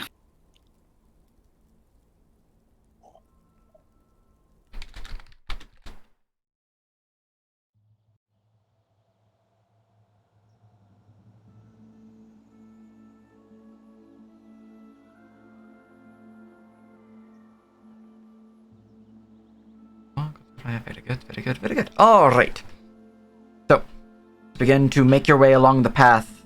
The path would eventually open up into a small clearing of sorts. You can see a large henge of stones. Upon their form, you can see glowing green runes, all circling a larger stone disc in its core, and a raised stone platform just up ahead. Doesn't appear to be anyone here. You don't see any nearby shacks or the like, but Ionos will speak up. Alright, this be the place. Let me do the introductions first, though. Mhm. Bit wary of Please. travelers, you know. He will make his way forward. Place his hand upon the runes. And as he does so, he will begin to speak in Druidic.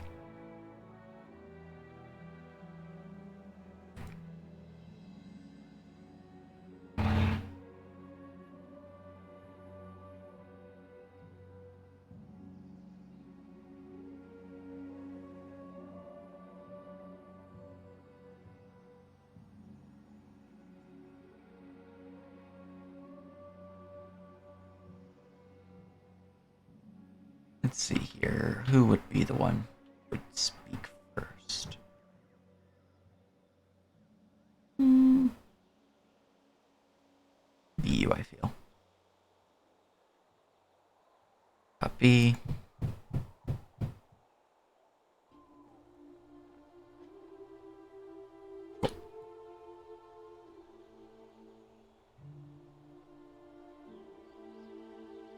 As he speaks words in Druidic under his breath, you would hear a grinding of stone upon stone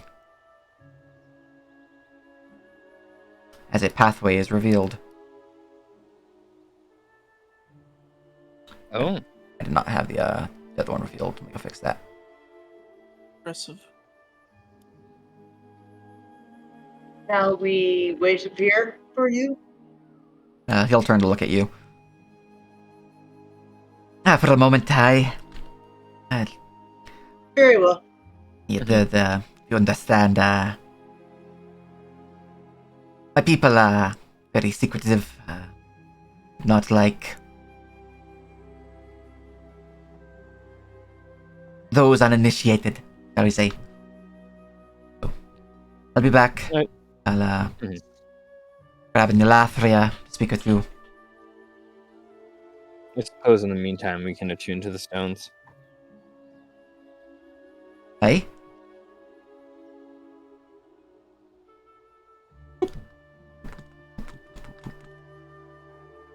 Apparently I did not have the symbol I'm supposed to have, which is, this is just with inky blackness. It's supposed to be, yeah. I did not put that overlay there, apparently. I'm not seeing it in my map explorer. But he will make his way down the stairs and down below.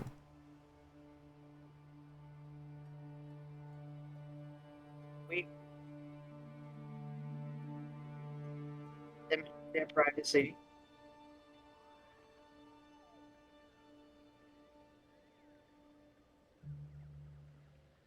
You guys have a moment of privacy, as you say, as no one is around you and the stones stand before you.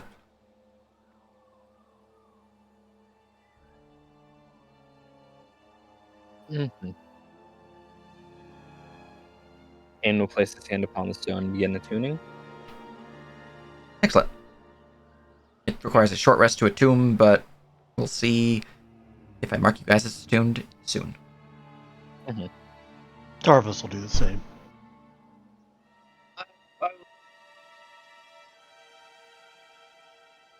Cut out a little bit there, but I believe you were saying you do the same, Rika. Yeah, I do the same. Excellent. We do be attuning, though. Mm-hmm. All right. About 5-6 minutes later, Janos will return. With him, a green-skinned, black-haired woman with very faint fawn-like horns coming from just the edges of her temple. Long, pointed ears, fine, silken, green and brown robes.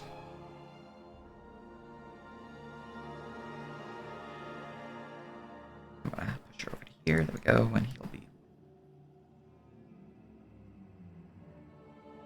Go look at her notes. C list. Latvia. We are.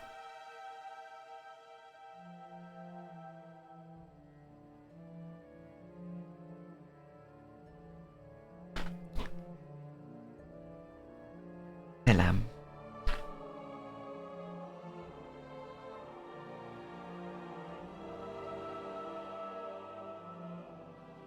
Welcome to the shrine, travelers.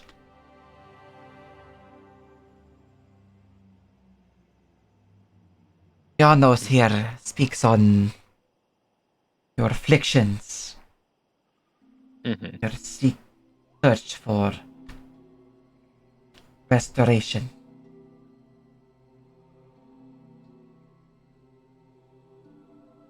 He also speaks of your endeavors to stop these bandit threats dwell within our woods. It's good. It's our intent, Liddy. So,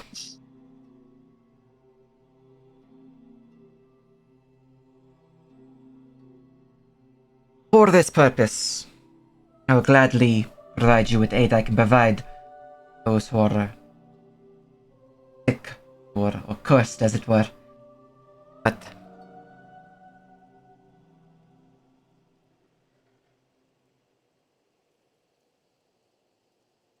when this task is done, if you are still of the mindset to traverse these woods, I would ask that you come back here and speak with me. Okay, nods. Till then, It is- though, What Hmm? do you mean? as she rises her hands up, ready to cast a spell, she'll pause as she hears you speaking up. Well, I'm sure you've noticed from your own village, folks have gone missing. Not just there, but here as well. While the bandits, they are a threat that needs to be dealt with, especially as Janos speaks on their use of necromancy. There's So more. I take it some of your number have been captured as well. Not just some, but our archdruid, Gaza, have been missing for some time now. That's one victim of necromancy I don't want to have to deal with. Are you implying these? I doubt that the bandits dealt with them, but many of the faithful have also gone missing. Likely they were taken by these bandits, but there's more to these disappearances than just bandits, I'm afraid. Narrows his eyes. I see. That's what you meant. I suspected as much. Yes. It's unfortunate. It befalls these lands these days, but you can only do so much with our numbers dwindling.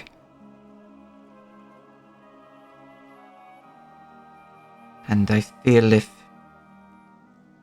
you hold the strength to take care of this bandit threat, then perhaps you can help us in our own endeavors.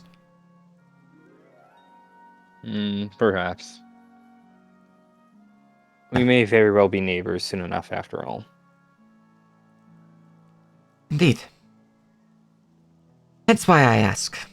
If you have a mindset of it, you could certainly use the aid. But, know that task you on comes first. Razvin, will certainly bear the brunt of this pain. The bandits actually attacked Razvan, correct? They have, yes. Mm-hmm.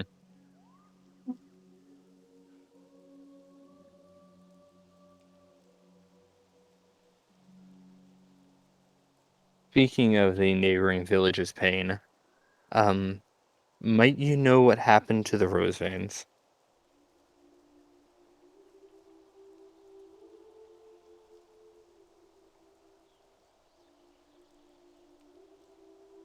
A moment of pause.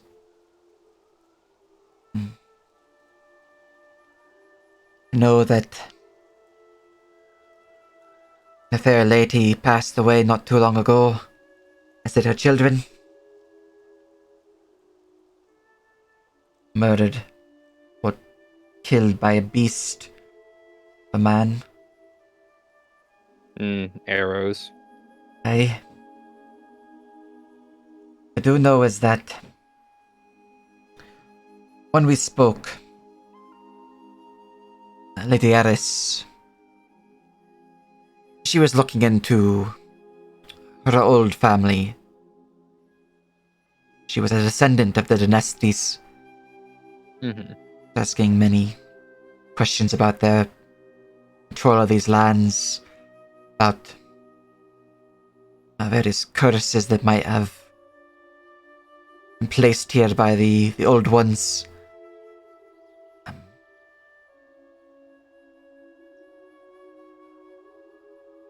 do not think that this is the cause for her death. I do not think she was looking into something she should not have.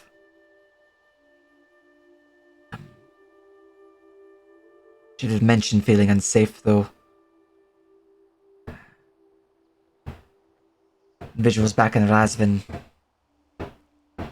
There's one such figure, give a name, I'm afraid. You were particularly invested in them. What to say?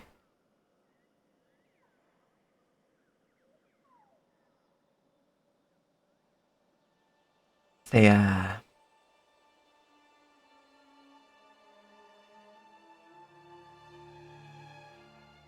she said they had power there. And that they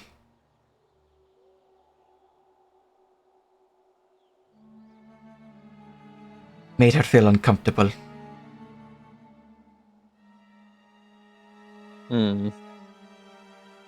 She even asked for a few, protective charms.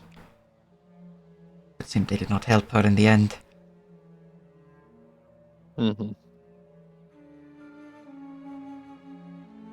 There's a certain grease ball that fits the description as making anybody uncomfortable, really.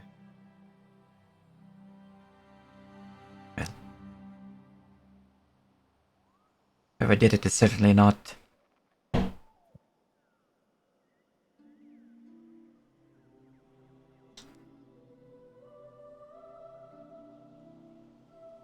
humane, shall we call it. Yes, they went to great lengths to make the crime terrible.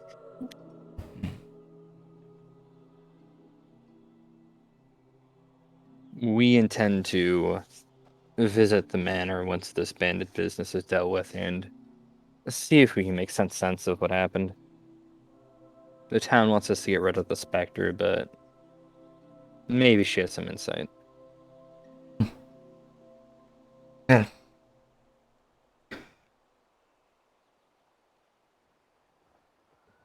if you are to deal with Lady Eris as well, the path is not always destruction or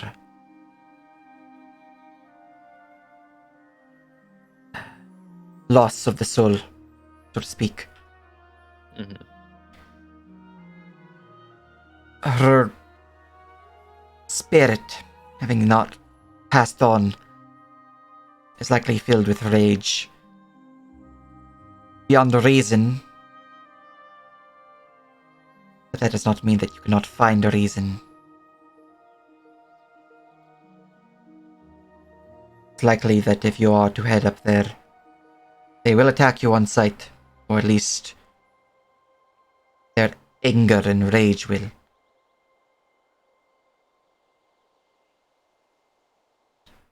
If you can find something there, something that can calm them, perhaps they can provide you with greater insight. Mm-hmm. Perhaps even can show you another path, one that does not require their destruction or their exorcism from this plane. I would prefer to not have to deal with them, especially since some authorities would rather that spirit go away before a certain festival. It all reeks of foul play. Certainly not what it seems on the surface, that's for sure. Mm-hmm. I am kind of curious, though. You said you would rather them not be excised, and while it would be better to put them to rest peacefully, if their souls are trapped here, it is better for them to be, well, helped in their passing on, I think. Why would you wish them to remain?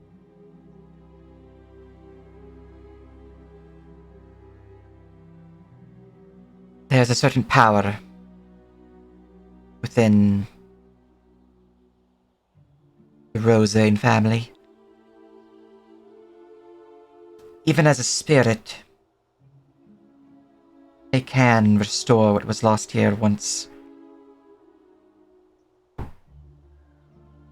Something that they were looking into, in fact. If they stayed on, perhaps they stayed on for more than just vengeance against those that did them in. Can I insight her? Yes, you can. It seems like she's... Mm-hmm. Mm-hmm. Being She knows vague. more than she's saying. She's like, she's implying something. Where is my button? There is my button. My eye sees all. If no click.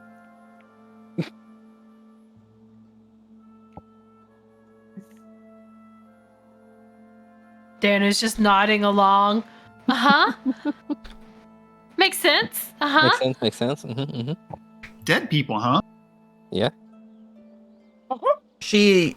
There's definitely a lot of the situation that she knows about, but she's not providing the full context. You definitely know that she's holding some things back. Morkag and Casimir. Kane, I mean, you know, she's on the up and up. We can talk more once we've handled those bandits. Let us not get our heads muddled with details that may obstruct from our current objective. Indeed, but perhaps when we return you will be willing, or more willing, to share with us the things you know. Once we've proven ourselves. Perhaps. At the moment,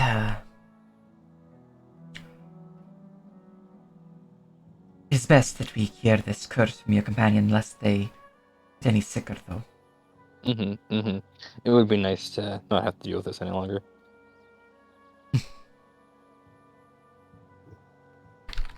Now then. Are you prepared? Mm-hmm. Ready now. Take a step forward and begin casting Remove Curse. Placing your hand upon Kane's chest and releasing the spell's energy into you. Let's see, is this a instant cure or is this a make a check for a cure?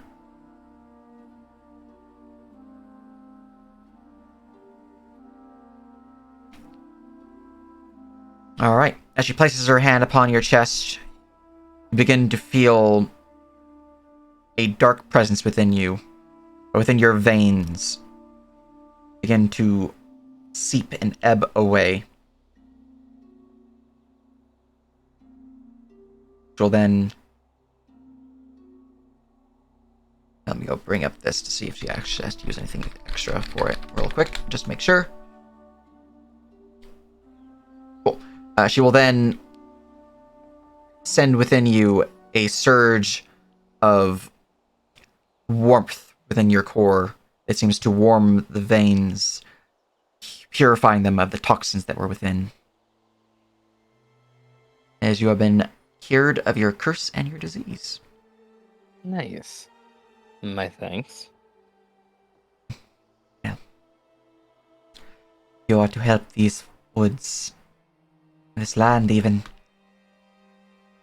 Wouldn't do to have you be weakened or worse. I'd rather not drop dead. I imagine not. Speaking of, do you have or know of any means to prevent such things? To cure a curse is nice and all, but is there one way to prevent the curse of the night beasts? There are some stories of magics that can hold back curses from for a time longer than standard, but most magics deal with restoring what was lost, not preventing what is to come. Especially with these night beasts. Their foul afflictions, a corruption by the vampires of their internal natures. They are not always easy to hear. I've also heard that there are curses amongst the night beasts that are, well, have yet to find a way to be removed, so we should count ourselves lucky in this case. Indeed. Mm-hmm. Be especially dangerous further south, especially along the mountain's edge. There's one such place nearby. I'd caution you not to travel there. Beasts that lie within even would give myself or my master pause. You mean the ruins to the south, correct? I speak of the ziggurat.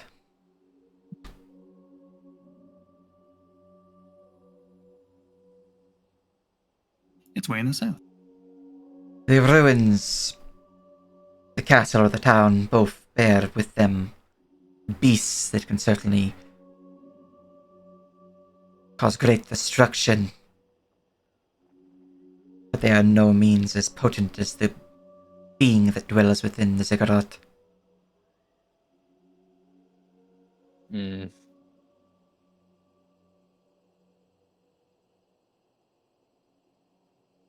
They were here far longer than... Well, let's just say that in our histories, our ancestors' histories speak of them, the being that dwells there. Indeed.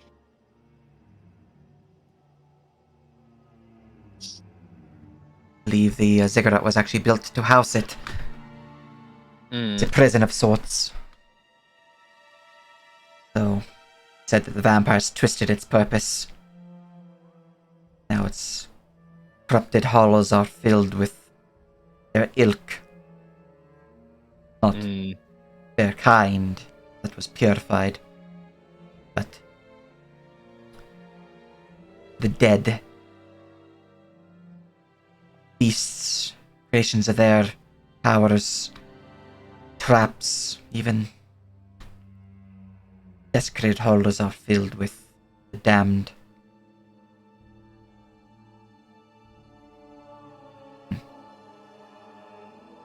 Shame too.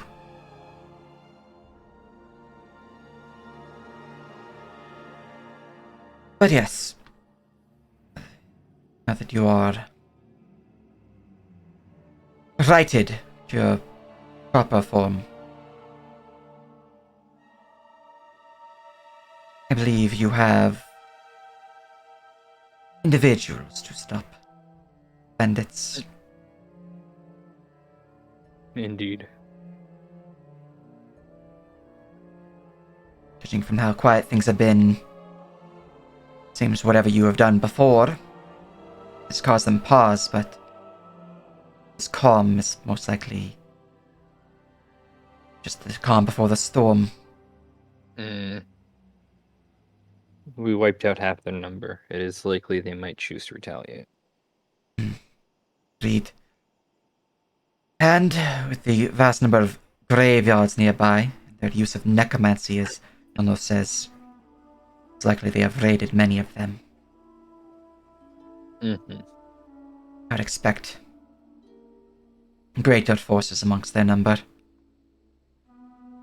Replenish what you've took.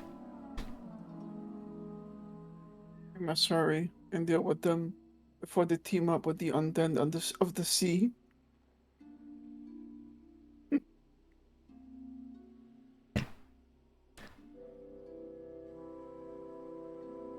If you have other needs, or if you wish to continue discussion on the potential venture or on Lady Addis, do let me know. Mm-hmm. I do have an inquiry. Yes, You said Lady Rosevane asked you for protective talismans? that she did. What do those look like? What do those consist of? Might we have one? What do they protect against exactly? Mm-hmm. Not blade and steel. Roll me a persuasion. Okay. You got this. Hey, look, it's my good roll. Yay! Rip a Roni. Would a destiny save it? No. Maybe not. The only thing that would save that would be a reroll. Wait, don't we have inspiration from You do if you want to use it for that. I'll leave that up to whoever has it. I mean, you can use it if you want. It's better to me. Do you want me to use it? Sure. Okay. Let's go again. Now you roll so. My rolls Would suck you like to use Destiny? miserably. No. Alright. I'm just the waster of rerolls. Well, it is an amulet, a protective charm meant to ward off the beasts. It is more than that, though. Infused with the primal energies, the men here. It was meant to keep her safe, allow her to escape harm's way with ease, but her being gone is seems to have not been enough. Hmm. You know, Janos did say something. He rifles through his bag, rips out that sheet of paper with the vampiric symbol drawn on it again. He said he may have seen this around here somewhere. Let me scroll Is down. this... Does this look familiar to you? This is the symbol the bandits have been given as a form of protective charm.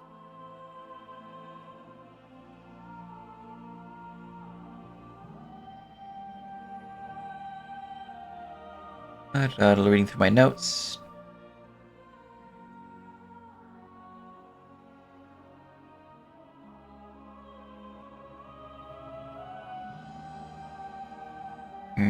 Where's the name I'm looking for? I need to find the name.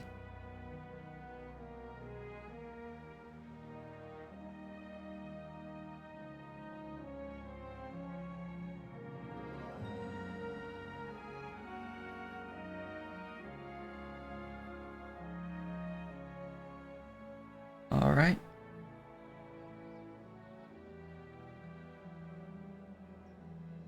It's going to be in this location, not that location. Okay.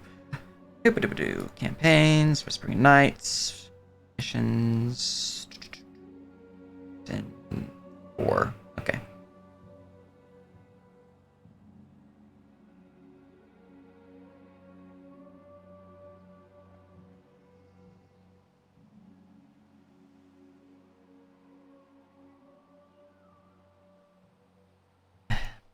Yes, I'm afraid.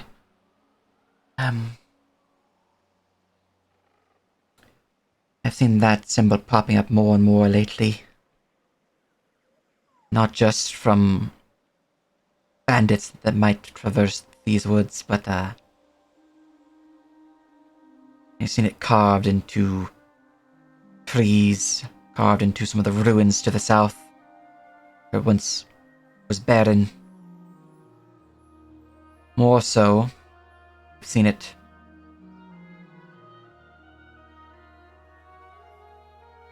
within the domain of the Three Sisters.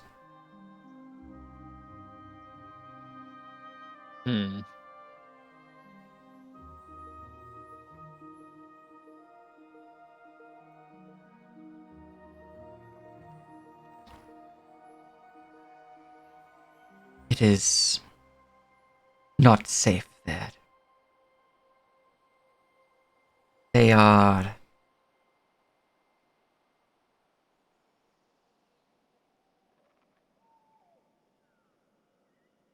not to be trusted if you encounter them. Appearing as simple herbalists in the woods, they are not this. Believe them to be dark fae. Willing to make deals, of course, like any twisted fae might do. Stealing one's memory, their name even. They twist your words and take what was not meant to be given, but was offered anyways.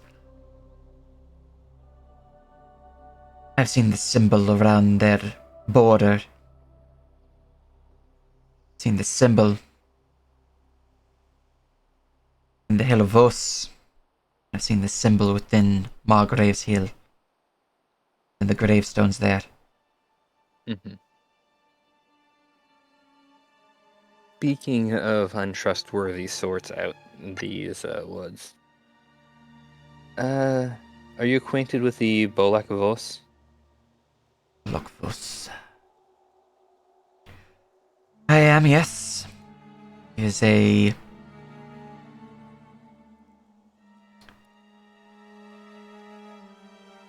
interesting creature, shall we say. They are dangerous. But unlike the Three Sisters, they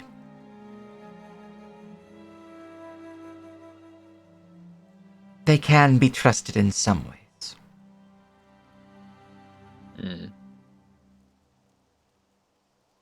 They'll make it clear what they offer and what you will receive, what they will get in return. They, like the sisters, are fae.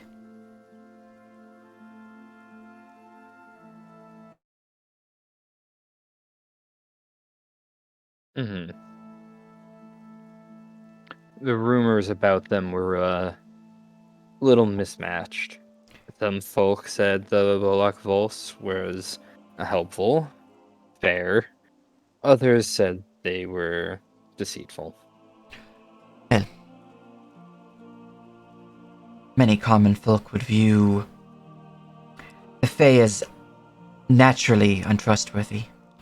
Mm-hmm. Bolok Vos speaks in weird ways. But it is still... He will not attempt to deceive, to pull one over on you. It will merely be by your misunderstanding that the deal is received poorly. Mm-hmm. That would make sense.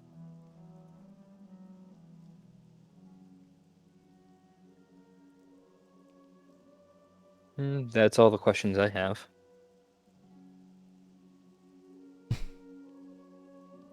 Very well. Yeah.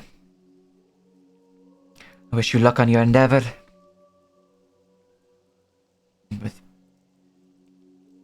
perhaps this luck, you can... Well, spread us with at least one thread towards... Mm-hmm. Nod and make your way back to the stairs and descend below.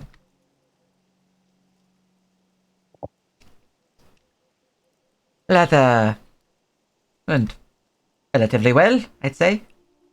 Mm-hmm. Fairly so. Um,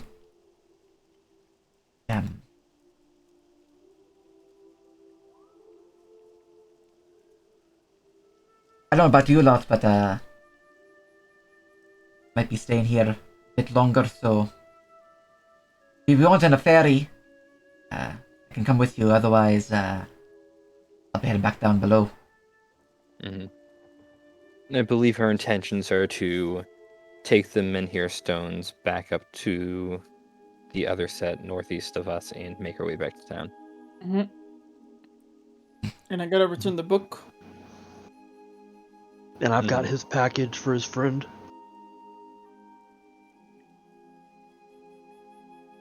Hey,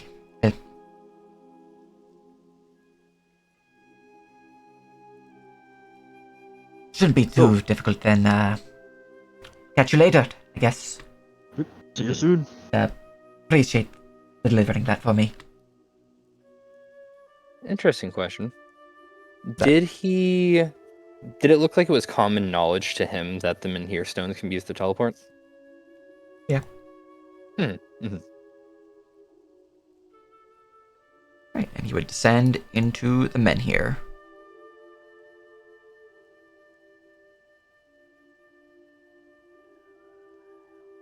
The stone will slide closed.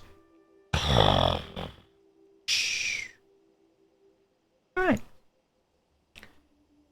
Takes an hour to attune to the stones, but you guys can attune to the stones without issue. Mm-hmm.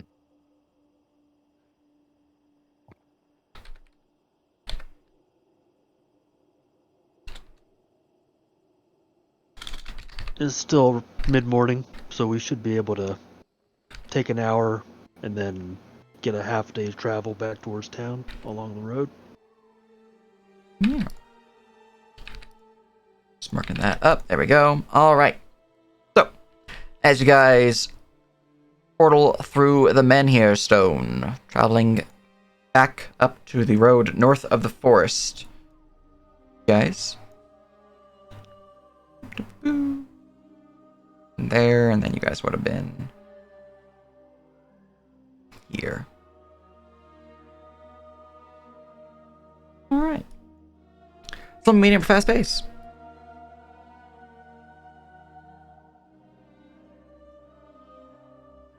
From the Menhir Stone to town along the road, Mm-hmm. why don't we just go fast? Anybody disagree?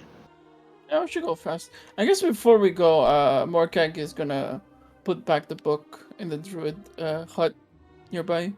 Excellent. Alright. Going at a fast pace. Very good, very good. Yeah, I'm wondering how long at a fast pace it takes us to get from one to the other. Can we do it in half a day? Well, the important thing is, if you want to game it, is every so often there's an encounter check. If we can get to a location before we trigger that encounter check, it's always better to go fast. Let's see here. Okay. Alright, here's an encounter check along the road. Oh boy! Would you like to adjust my encounter?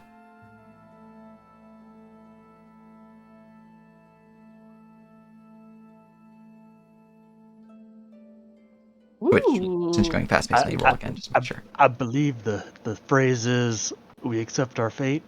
Alright. Encounters? What? Oh, that's a simple Oh, one. no. I can do that, no problem. Alright. I just know that top of my head right there. I ran off for like 2 seconds. Were we encountering things? You have an encounter, as you guys have been traveling at fast pace and received an encounter. We teleported via the Menhir Stone and are along the road on the way back to town. Oh, okay. And Yep. apparently we've run into something. Yep, and for your guys' reference, fast pace gives you this following note.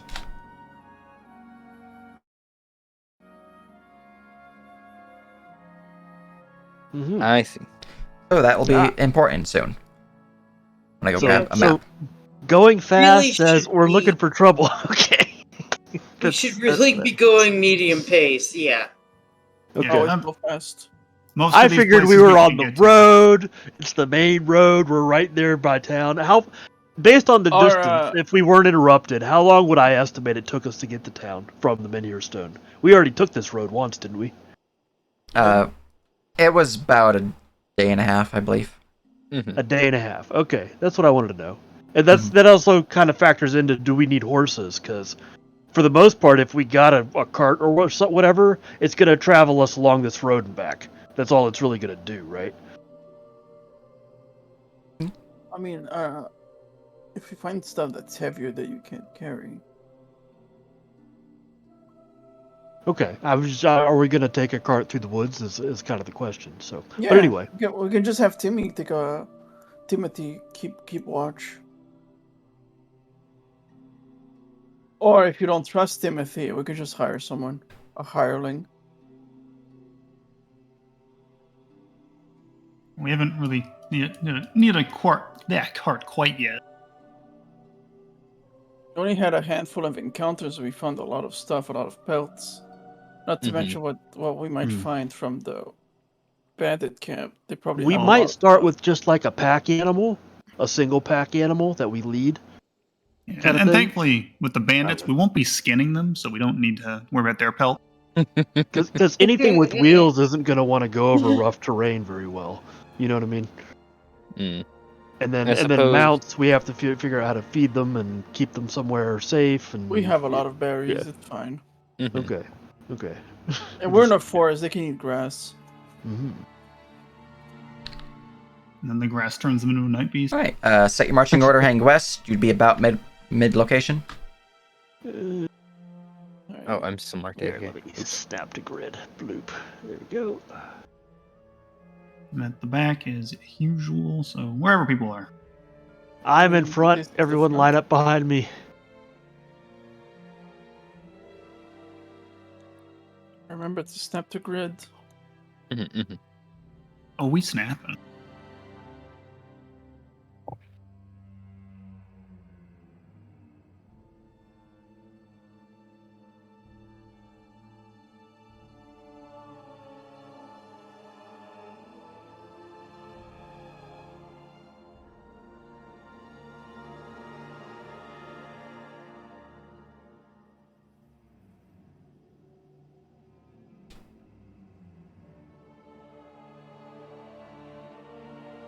Yep, we are strolling casually along the road. How's the weather? Weather's not bad. It's a little drizzly, but it's, temperate. It's about like 78 degrees outside. Not a heavy wind either. It's The rain is the only thing that's bad about it. Is it's a little drizzly. You know the nice thing about carrying around a shield? What's that? It can also work as an umbrella. Fair.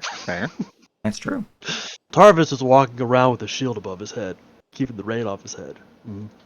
Because why not? All right. So, since you guys are going at a fast pace, it means I'm looking at your passive investigations and perceptions and all that to determine what you guys notice. I'm an expert in perception, Smile. Excellent. Looking at your passive. Fortunately, only 9. Mine should be higher. Alright, so at base, because I have the feat, my passive should be 15. You have the feat for the bonus. Yeah, I have Observant? I have observant, yeah. All right, I'll go fix your passive. I thought I did do You did. that. Oh, I see. It's not adding your freaking. I keep forgetting to do that. It's an easy fix. I'm gonna go fix it. Gotcha. I forgot to update your framework with the update, so it doesn't have the changes that fixes it. Oh man, I really need to update your framework. It's old. Oh no. Yeah, there's a lot of changes. Alright, well, it's fine. Grabbing that, going down here.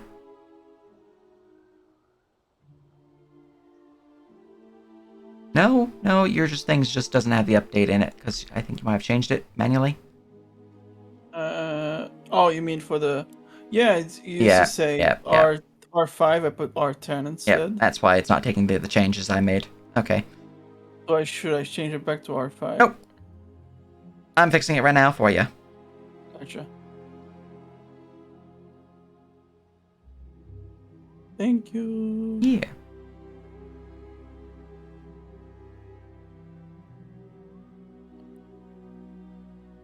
And then this last one is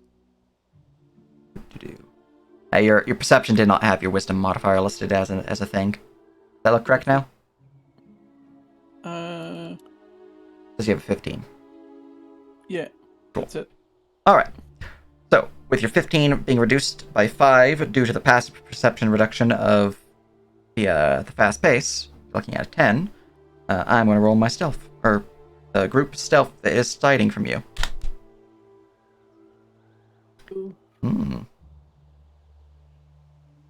Alright, and I'm going to go and roll everyone else's to get my average.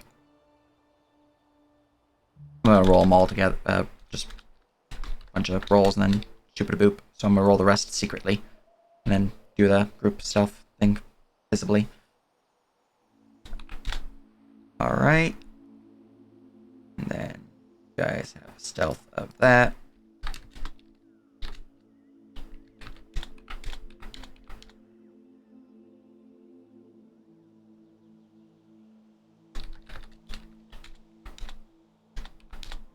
Alright, and then we need to grab the average.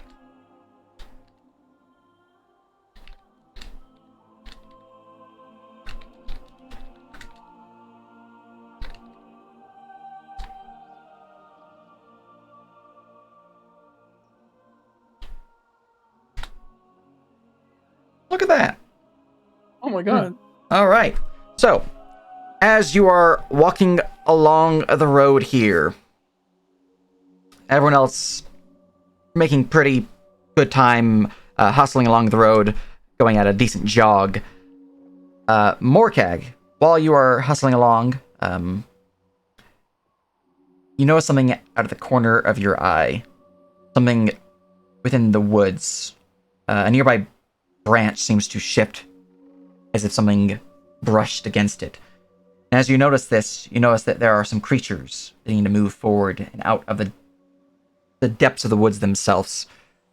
And while you are not caught by surprise, your companions are, as they were unaware of what this threat is. So you are not surprised in this surprise round. Everyone else is, because their past perception is not high enough for a 10, I believe. Make sure, though, because some of you have really high, like Casimir's 9. Arvis, yours would be 11 minus 5, so okay, yeah. Nope. Due to the fast pace, you guys had the issue here. That's unfortunate. Alright, so. With that, as everyone is... You know, I think I remember why I had that listed as a rule. Why is that? I think the reason I had it listed is because if I do have people roll on perception checks when they're doing the movements, I give them a -5 penalty. Because I tend to prefer active rolls rather than passive rolls, unless it's, you know, random things like that. So, I do miss my passive 30. Yeah. So, I will give everyone a roll. Perception roll. You have -5 penalty due to the fast pace, though. Morcag, Okay. you're fine. You pass and just beats it. Gotcha. Nope. All right. Yeah. I was thinking about it, and I was like, the reason I gave people's passives a base 5 is because I want them to actively roll. If I'm not even giving you guys a chance to actually roll here, that's kind of fucked. So, you guys are getting an active roll. Mhm. As a side note, for future fast-paced marches that we're not going to reach in time, if we do get surprised like this, I'm stunned for the first round. So Ooh. Yeah. Yeah, that curse is All right. With the -5 penalty to your rolls due to the fast pace, Zerai, Kane, and Morcag are in the surprise round. Everyone else is not. Let me roll for Timothy because I need to roll for them. He has a +2. -5. Timothy is also surprised. All right, everyone, roll me initiative. As you begin to see the dead Morcag and those who also rolled high enough on perception walk from the woods towards you, and 3 creatures, 2 undead, bound upon the nearby boulders. Near them, a cloaked figure.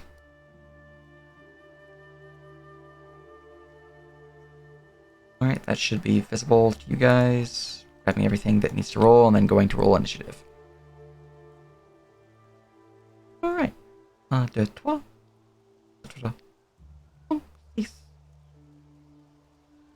Sort initiative.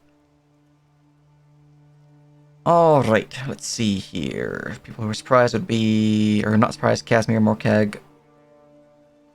And... Or not Casimir, high up. Zerai, Kane, and Morcag. Those are the people who are fine. So, Kane, you have gained initiative. You are not surprised. Hey, I need to go read a thing really quickly before I press the button.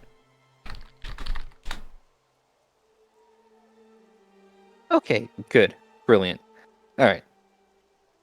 So, I'm going to try out my new tactic.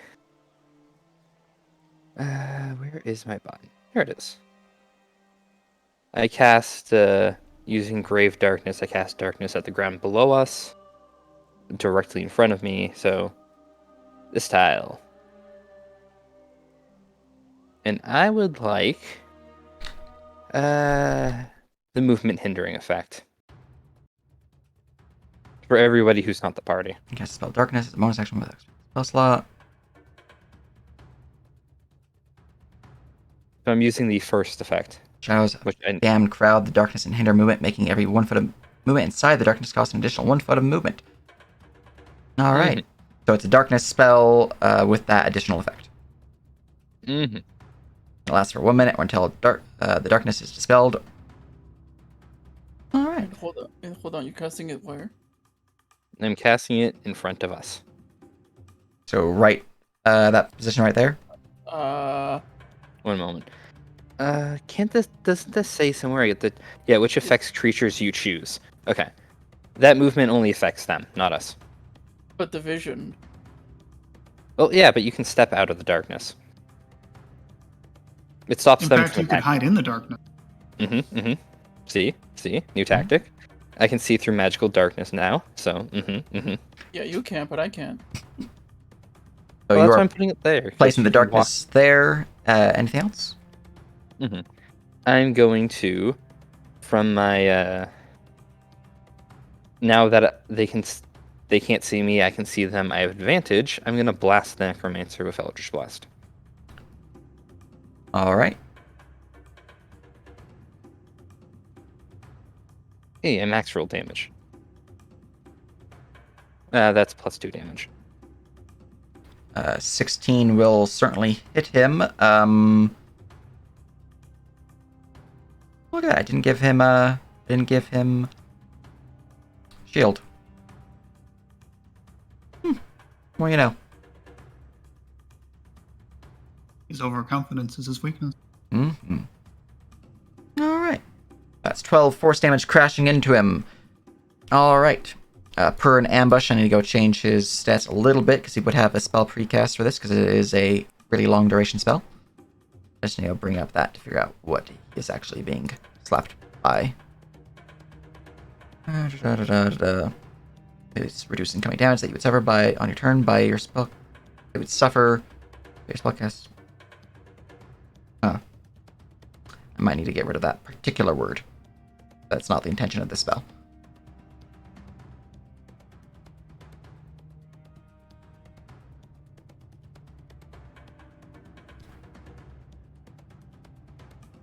I'm going to quickly space out that macro so that the differing effects can actually be read. Okay, so that is 12 force damage crashing into him, and he suffers 8 as he seems to resist some of the damage.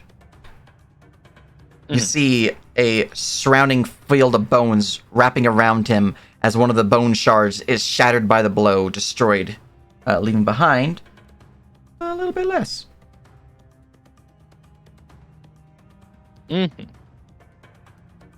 I already know what they all do, so... Are these decrepit skeletons different than the ones we originally faced? No, they're decrepit skeletons. They're basic skeletons. Okay. That'll be my turn. All right, very good, very good. Yeah. Hey, this is the only spell that they would have precast is the bone armor because its duration is until expended. So they can literally cast it days in advance and they'll still have it.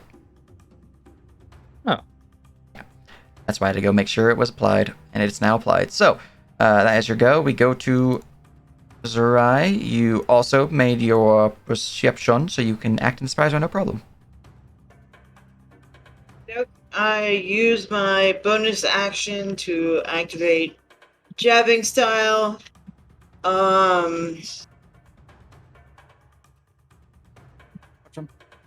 I don't want to move into the darkness. I'll just ready an attack if they come near me. Excellent. All right. Ghoul number 2.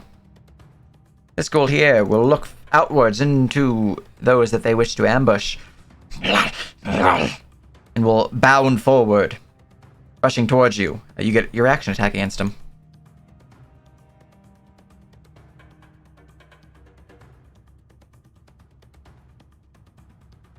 That will critically hit him. All right. Think you input the first damage type wrong. Yeah, But it's you deal bleed. piercing.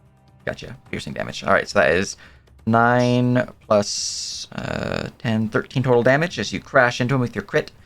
Let's see here. Does he have any weaknesses to any of those damage types? No. Okay. That's 13 damage crashing into him as you slap him right in the face. He is heavily injured by the blow, but he is still alive. Gotcha. All right, and now it's his turn. He is going to swipe a claw out at you.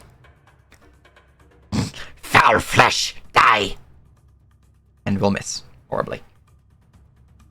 Yeah, that's definitely a big miss. Mm-hmm. Asmir, you are stunned due to your curse. Yep. The Necromancer has gained initiative. Alright, let's see here.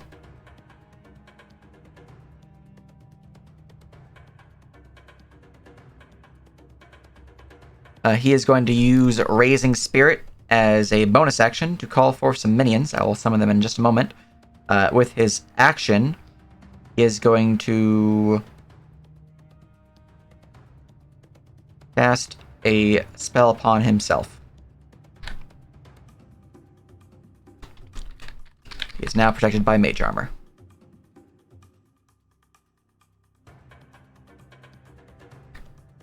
Right, his AC has been updated, and his label's been updated, and I'm gonna summon some Skelly Boys. Or not Skelly Boys, some Ghoulie Boys.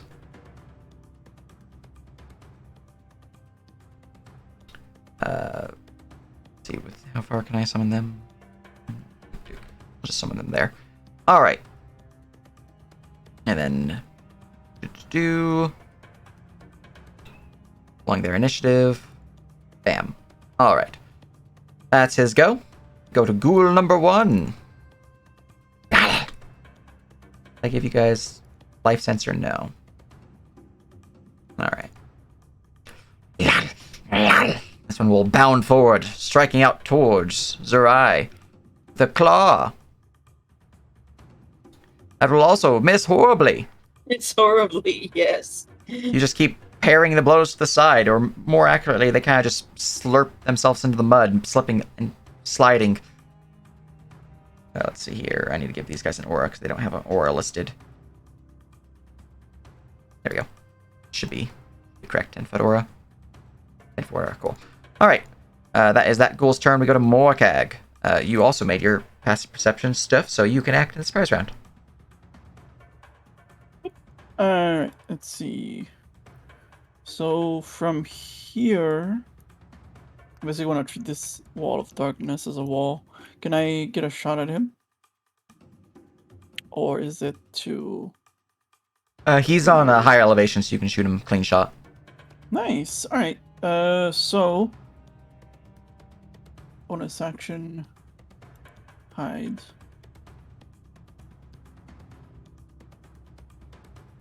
And I am now gonna shoot him with advantage. So blah blah. And blah. Blah. Alright, that will slap him. The 13 reduced to 9 damage. Nice. And He has 2 bone armors floating around him left. I'm gonna go into the darkness. Excellent. And that's my turn. Alright. Rapid Skeleton number 3. They're going to move forward with their mighty battle axe and claws. They'll move forward to here and will strike out at Zerai. Battle axe. Miss. Bonus action claw. Potential hit? 17 to hit you for 6? Yeah, I believe my AC is 17 exactly. Yep, then hits it on the nose. 6 damage as he cuts into you, managing to scratch you as you try to dodge out of the way. Doke. Alright, number 4. Number 4 is going to dash to there. Will bonus action swipe out at Tarvis. And will horribly miss, but does not confirm their fumble. Hidden creatures have gained initiative.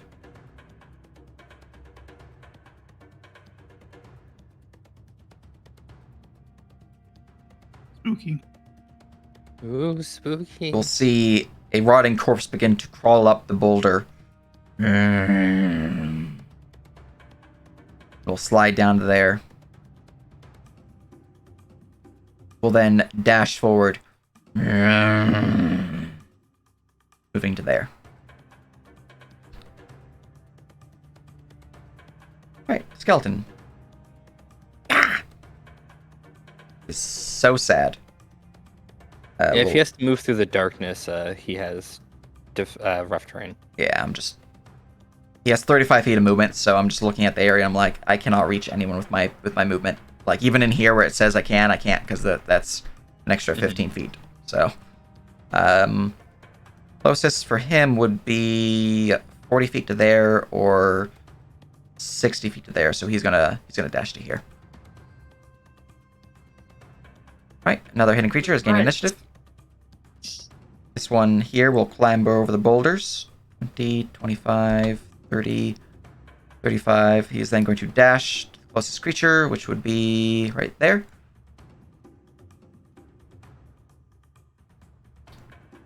Dano, you are surprised, but you're no longer surprised. Skeleton number 2. Oh. Yeah. They're going to dash. See, that would be 70 to there. 60 to there. He'll dash to here. Oh no. Zombie number 2.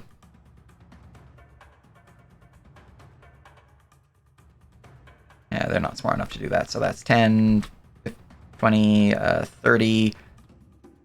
Actually, is that? No, that's from square. So that's 10, 20, 25, 30, 35. He has then got another 35. That would be just enough to get him there. Alright, he will shamble his way through the darkness.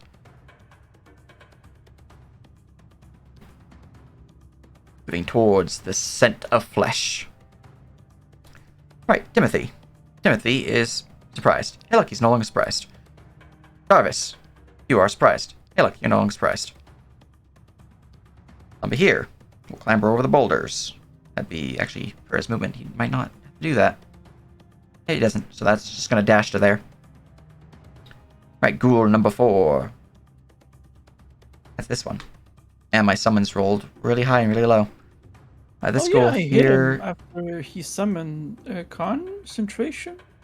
Let me go look. Or I believe some of them were, but not all of them. The ghouls are definitely not. Yeah, my Conjure Undead is the thing that's concentration. The Raising Spirits is not.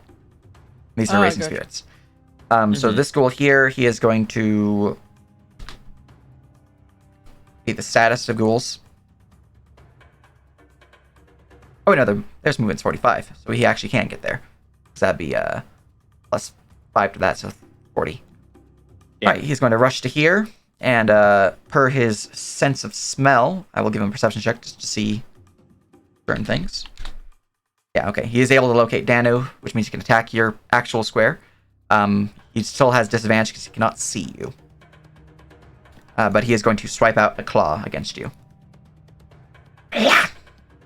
That is a 10, which will miss as you hear the whistling of air near your face. Alright, Kane. Alright. That's a problem. Those out there are problems.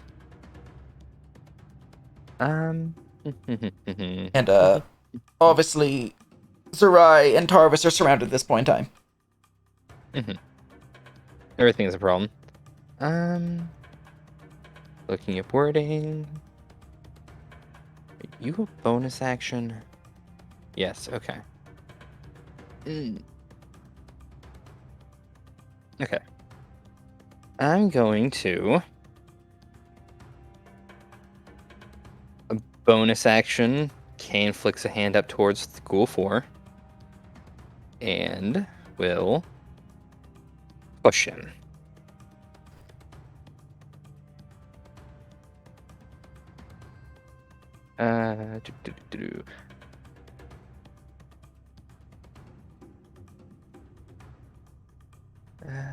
Force damage equal Successful to strength save resists this ability. Alright. DC 15. And that's on the ghoul?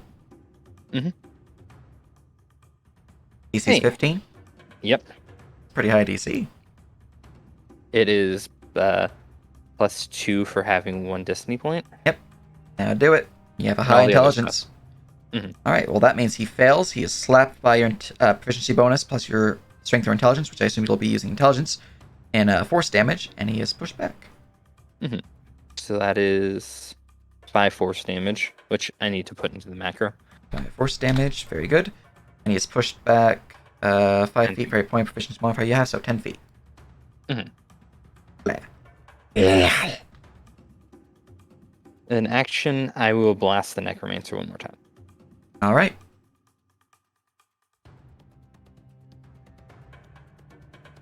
I'm going to assume a 23 hits. I'll slap him. +2, because That's 7 reduced by 4, so 3 damage, and he has 1 bone armor remaining surrounding him. Alright, that'll be my turn. Excellent. Alright. Zurai. And for clarity, the wording I need to adjust on bone armor is it says that you would suffer on your turn. It's supposed to be just that you would suffer. Yeah. Otherwise, that would only work on reactions against you, which is not the intention of the spell. Messed up is the ghoul that attacked me. Let's see here. You were clawed by, I believe, number 1. So this one right here. However, you are starting your turn in a sickening aura, so look at that stench. Give me a con save.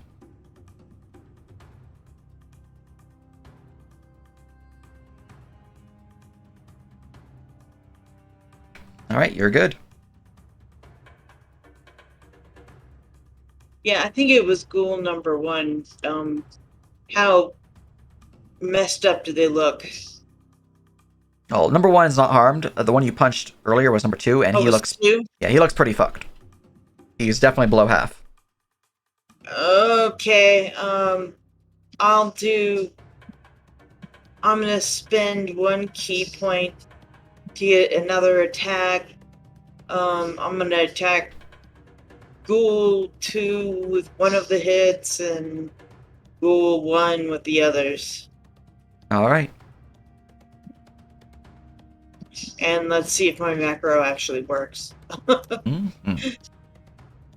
Alright, first punch upon ghoul number 2 will slap him, dealing 6, 7, 8, 12 damage. I already hit him once. Yep, that's So why it's 12. He is defeated as you crack his skull back. And then the other 2 attacks upon number 1, as you say, both will slap. First one deals 10, the second one deals 14, total of 24 damage. As that second one is likewise neck snapped, cracked.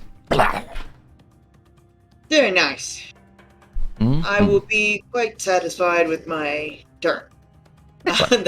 That's all I can do. Alright. We go to ghoul number 3.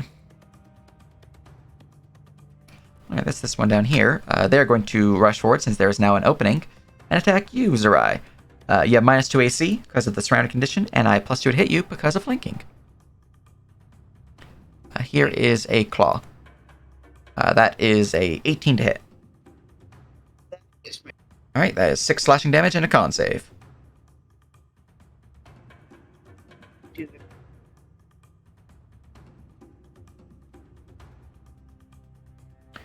Ooh.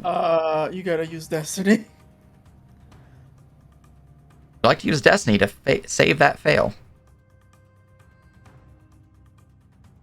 Or else you're paralyzed. And all of those boys will have advantage on you. And auto crits. Oh, an auto crit! Paralyzes auto crit. Okay, alright. You need Destiny. Alright. Alright, spending the Destiny. Roll that 4. 4 How up. much? Is it a D6? It's a D6, unless you have the Fate Taker feat. No, I do not. Oh, so close. You needed 1 more. Alright, seems fate was not on your side this day, as a failure, you are paralyzed for 1 minute, getting a new save at the end of each of your turns.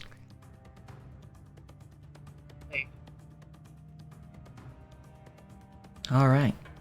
And, obviously 6 additional damage because they did hit you with the claw. That is all the ghoul can do because they do not have multi-attack, they just have a single. And, yeah, there we go. Kashmir, you're in darkness. It do be dark in here. Not 100% sure what I want to do because I kind of can only do one thing. Panic. More annoying because moving into particular spots, I have to make a roll. Get sickened, which is super annoying. I mean, you know. Alright, we're just gonna move. Well, yeah, move over here, and then we're gonna cast Bless. Excellent. We'll do it. We'll do it second level. Why not? All right. Who are your targets? We're gonna bless Morkag, Arvis, myself, just for the concentration, and then Kane's already gone. We'll bless Danu with the last one. All right. Unfortunately, Bless cannot save Sarai this turn, so. Right. So Morkag, yourself, Tarvis, and Danu. Yeah. Excellent. I have applied the states. Right, and there's my second level spell slot, and now I go to sleep because it's my turn. Mm-hmm. The bandit necromancer has regained their initiative. They will roll a d6 to see if they get raising spirits back. Or up. Yes, they do. Alright, I want some zombie boys. I'm gonna get some zombie boys with this one. Oh yeah, speaking of recharges, I forgot to, yeah, okay. Alright, they will summon forth the bonus action for zombies, who will then be added to the initiative. Oh, I need to also go grab these 2 ghouls, give them a halo, since I know that they're summons. They will poof when destroyed, not leave things behind, so important thing there. That was his bonus action. As for his action, there's some bodies near me. I like bodies. Bodies are fun.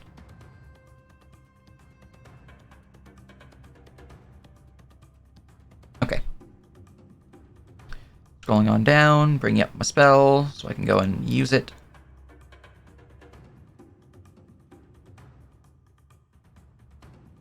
Alright. Let's see here. He is going to move a bit closer. Moving forward to 20 feet to there. He is then going to point at...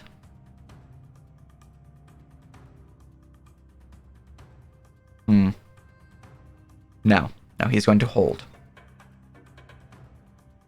Instead, he's going to wait till next round to do this, and he's going to just simply use a basic spell to slap someone. He is going to cast a Chill Touch upon... God, I put way too many enemies before me. I had so much cover. Do I have a saving throw spell that I can cast on him instead? Okay, cool. I've told the dead.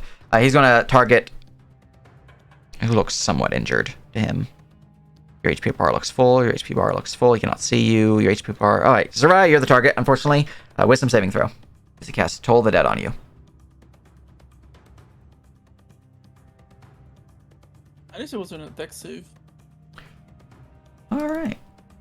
Toll the Dead is his save or suck, and his DC is lower than 15, so that is a pass. You took no damage. And that is his go. Alright, Ghoul's dead. Zombie number 5 has gained initiative. Move forward here, and we'll strike out to Sarai with advantage. And auto crit. These guys like to bite first and then slam. Or no. Slam first, so then grapple, and then bite. That's what it is. Okay. Slam for grapple. Nope. Good thing I have advantage. Or bad thing I have advantage. That is a 13 to grab you, but that is not enough, as even with your paralyzed state, the creature kind of just like lurches forward and slips on the body beneath his feet. Alright, Morkag. What to do? Alright. That's 5 foot. I can hide in this, right? Yeah. Alright. Alright, so first I will use my movement. Actually, no, I'll stay here. I can see him, right? But he has cover. Yeah, he's because got of cover. all the- alright, in that case, I will, but I also have cover, so haha, I'm gonna hide from him. You're not a halfling, you cannot hide between people. Okay. What if I'm here and I use the darkness? Let me go and add some darkness to it. Like a... You cannot see him, and he can see you. So you would not be able to hide from him there. Gotcha. Alright, Could he Still hide? into the darkness. Yeah, hide inside the darkness and if I step hide out. Yeah. in the darkness, I can't see him either. Then step out after. But then he can see me.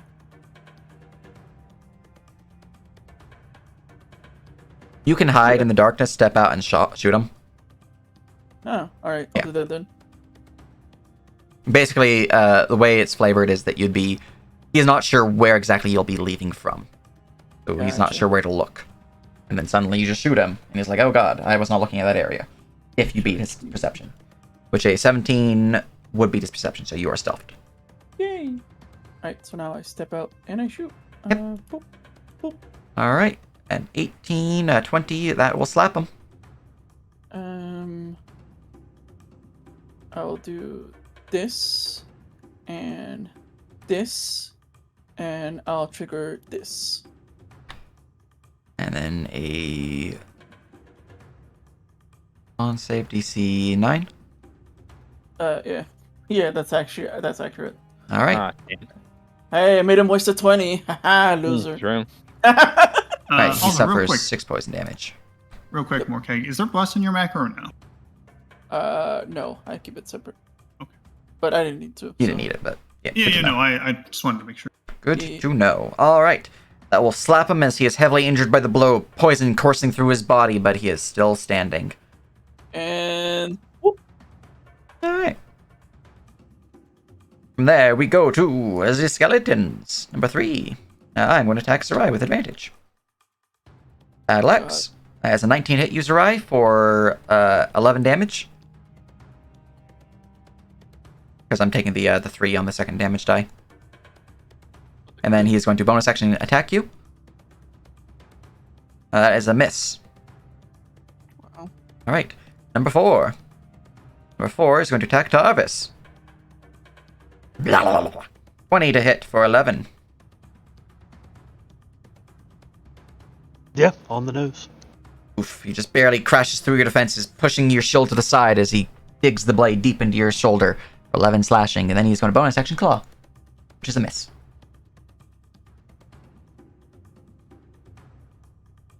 And from there we go to number 6. Zombie, zombie, zombie. Zombie is going to dash to... They're both 40 feet away, so he's going to dash to here. Because it's, you know, there's a lot over here. We're gonna send a lot over here. Alright, that is 6's turn. Number 3 is this one. Number 3, being an unintelligent undead, must roll a d3 to see who he targets. Top, down, left, right. Oh, they love you, Zerai. Oh my god. Jeez. Now here's a slam with advantage. 18 to slap you for 6 plus 6, so 12 damage. And you're grappled. And you're grappled. Alright, and then we'll look at his token to see if he has anything special if he bites someone. Or if he grapples someone. No, he just attacked a second, now bite them. Okay. That's all he can do. We go to Decrepit Skeleton number 1. That's me. I'm going to target the Zerai, because I cannot target anyone else right now. That is a 18 to hit for 12, plus 7, so 19 damage. Oh no. Yeah, no, that paralysis is really doing work for them. Alright, the skeletons are ruthless, I'm afraid.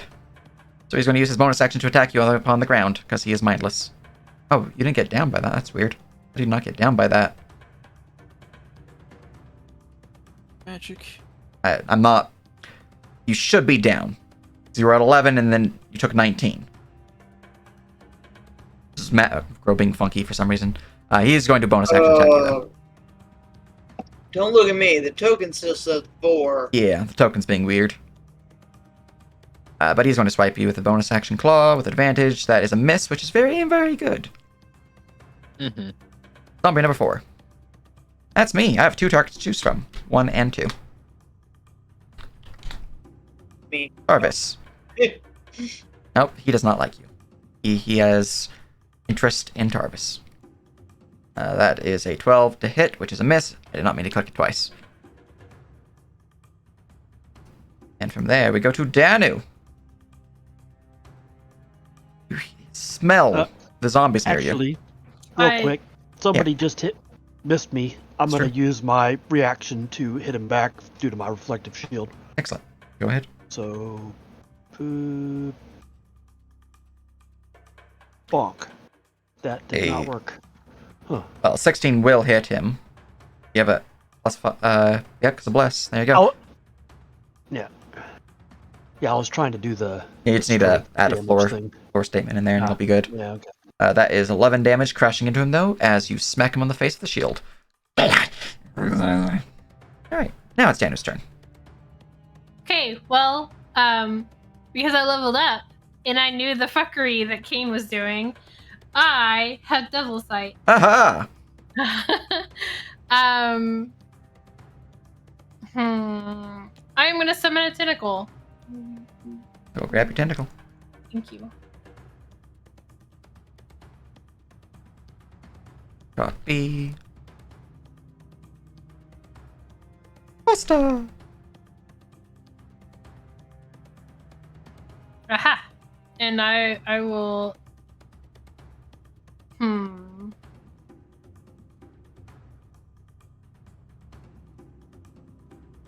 I'll put it there. And I'm gonna smack this guy with it. Very good, very good. Where's my tentacle? Tentacle. Bloop. Fuck. That is unfortunately a miss, even Wait. with bless. Yeah. He can see the tentacle, so it's not. Yep, he can. Mm-hmm. I should have moved the tentacle somewhere else. Okay.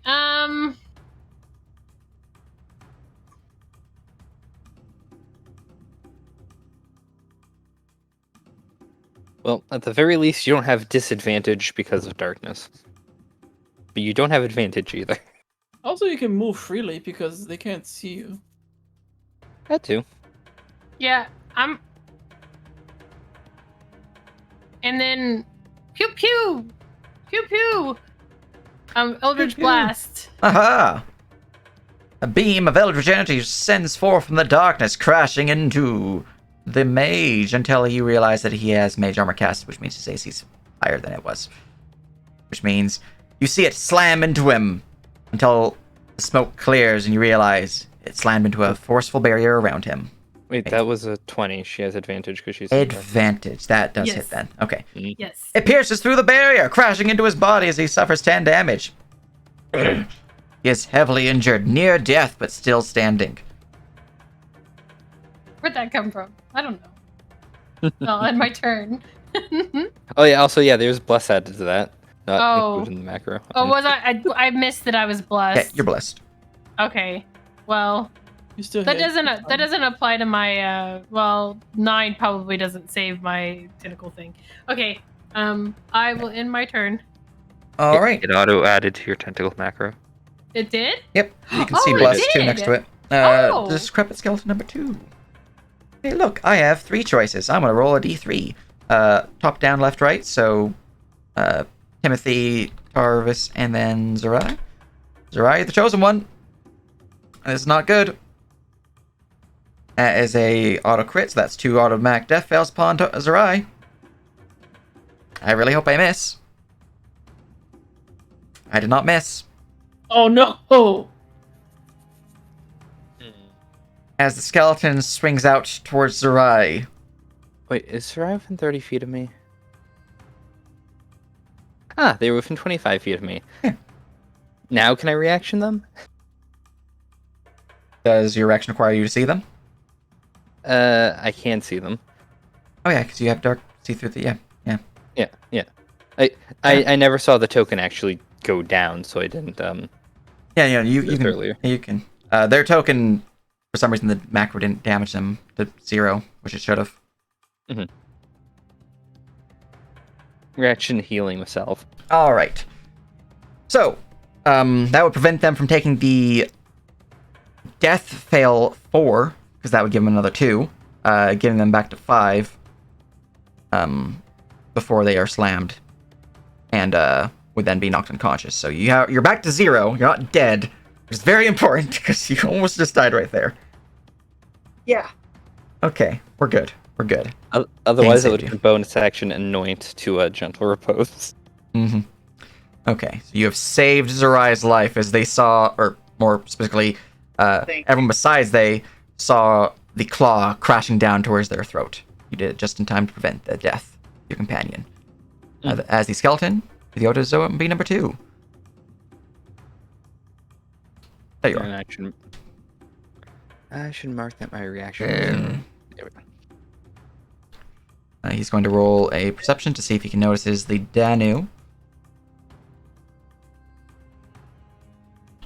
Can we agree never to fast move again, please? That would be fair. Ambushes are a hell of a drug. Alright, that means he can indeed see Dano, so he is able to target your square. He can also see Kane, so he can target your square. I'm going to roll a d2 to see who he targets. He's targeting you, Kane. Hey. So this is... I have disadvantage, but that doesn't matter. Okay. 20 to hit for 7. And you are grappled. And I am grappled. Yep, as he pulls you close. Is darkness still concentration? Yes, my darkness is still concentration. Well, that is a DC 10. I will make the con save now. Alright, Timothy. A. Aha, you make the save. Timothy is going to slap the skeleton with a club. I forgot I deleted my damage macro because it was acting up. I missed. I will slap him again with my bonus club. My dice are terrible for my player helpful tokens, apparently. I'm just going to miss twice and be sad. Nervous. And he did his part during the orgs. Well, so Zerai went down, right? They are unconscious at your feet, dying. Can I step on over top of them and occupy the space? You could, yeah. All right, I'm gonna step to here, and then I'm going to raise my holy symbol and turn undead. Excellent. All right. I'm going to roll the ghouls separately because they have a feature known as Turning Defiance. I mean, they have a bonus on their save. All the other ones are all in range, so I'm just going to go and select them all and do an AoE spell. All right. AoE spell. Your DC is what? 14. 14 wisdom save. Status on fail is frightened because it's essentially frightened, but worse. And AoE spell. Make it so. Alright, if they have the frightened symbol, they are turned, meaning that if they are attacked, they will no longer be turned, but otherwise they will flee from this combat. The 2 ghouls, I'm going to select them real quick now and roll their own wisdom saves. One discrepancy, zombie 7 is 5 feet out of range. It's only 30 foot. Oh, thought he was within 30 feet. I'll have to fix that. Yeah. Yeah, that's one of the reasons I stepped, is to get zombie 8 in range. Yeah. Oh. Alright. Well, so he is not turned then. Boop. The 2 ghouls pass. They have advantage due to their Turning Defiance feature.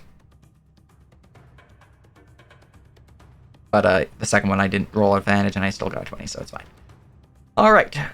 So everyone who has the fear condition is now turned. Very good. You got most zombies and most skeletons turned. Very good, very good. Anything else? All right. And then I have a quick action I'm going to use to cast Healing Word on Zerai. Excellent. Roll me up that D4 plus your casting stat. Yeah, I need that. I don't have. Because I assume you're casting at first level. Yeah.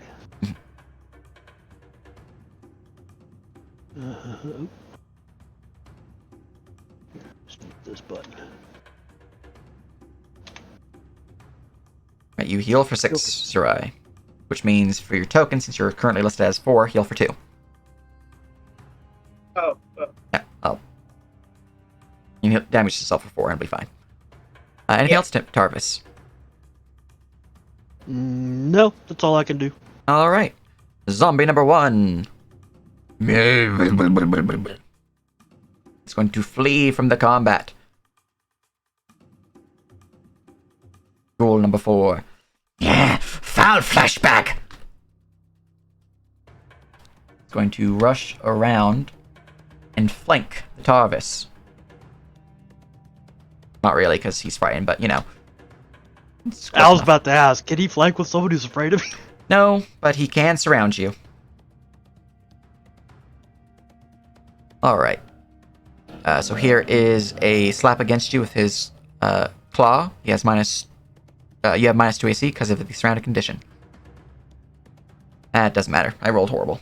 Would you like to use your action against him? Sure. Yeah. Here, I can. Retaliating see if shield. this Shield works bash. this time. It's a shield bash. Okay, I pushed my hammer button last time. I don't know what the damage for my shield bash is. And just use So- your hammer. Okay. Unfortunate. Yep, even with actually with a D4 it might save it.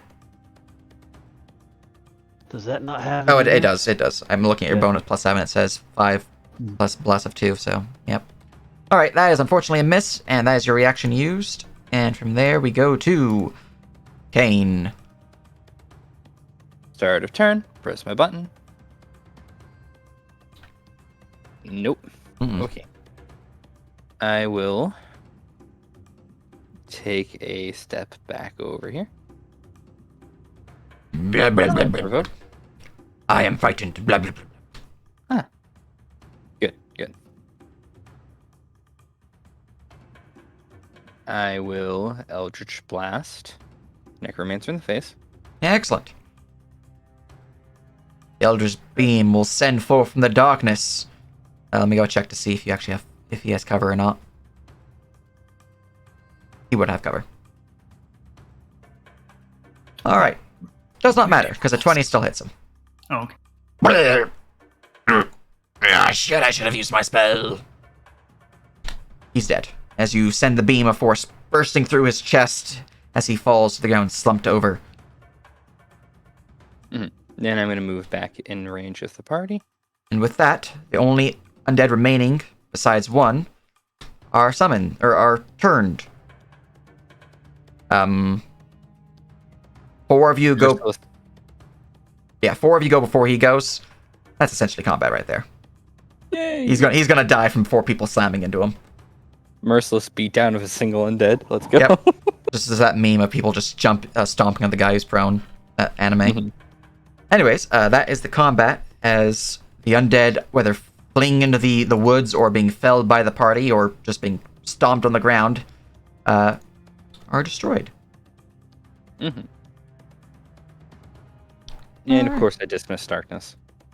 Yep, and within a couple seconds, or within at least very furthest away, a minute, the paralysis of Zerai will let up. Sit there. Dazed. Heal 10. Is that right? Oh, thank you.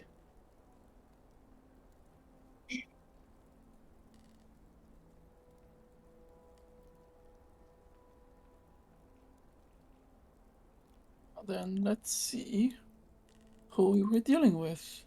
Mhm.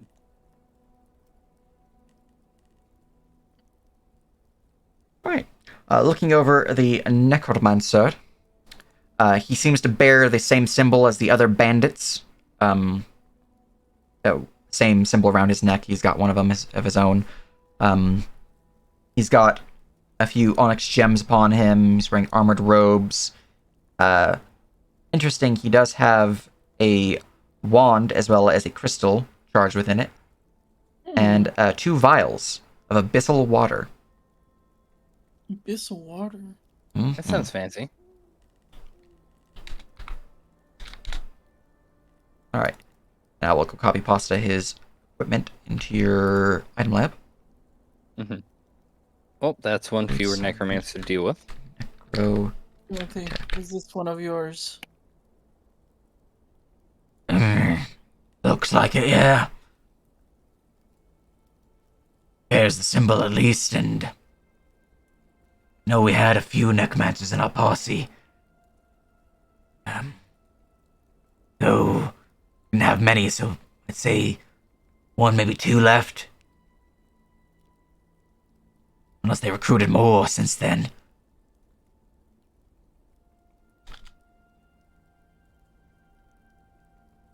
I imagine it's not easy to recruit necromancer. Not the easiest, but Our boss hooks us up with new recruits on occasion.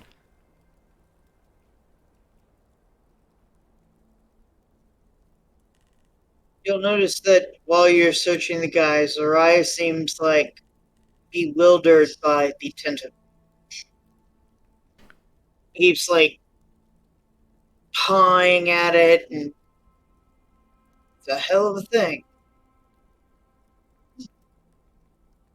Hmm. Coil and kind of curve around, twisting. Seems that Czar.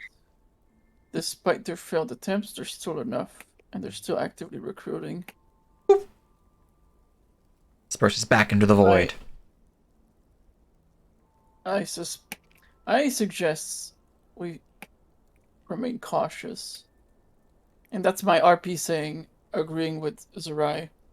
Let's avoid going fast. Mhm. As another note, I just looked at the encounter roll. You would also notice upon him a shovel, which has been most certainly dirtied, and a sack that seems to be filled with bones. Oh. Bones. Looks like we found a grave robber. Like this guy was adding to the ranks. I Mm. mean, who has engraved robbed? But normally we take the jewels, not the bones. Well, we're not technically grave robbing because we're taking it before they're in the grave.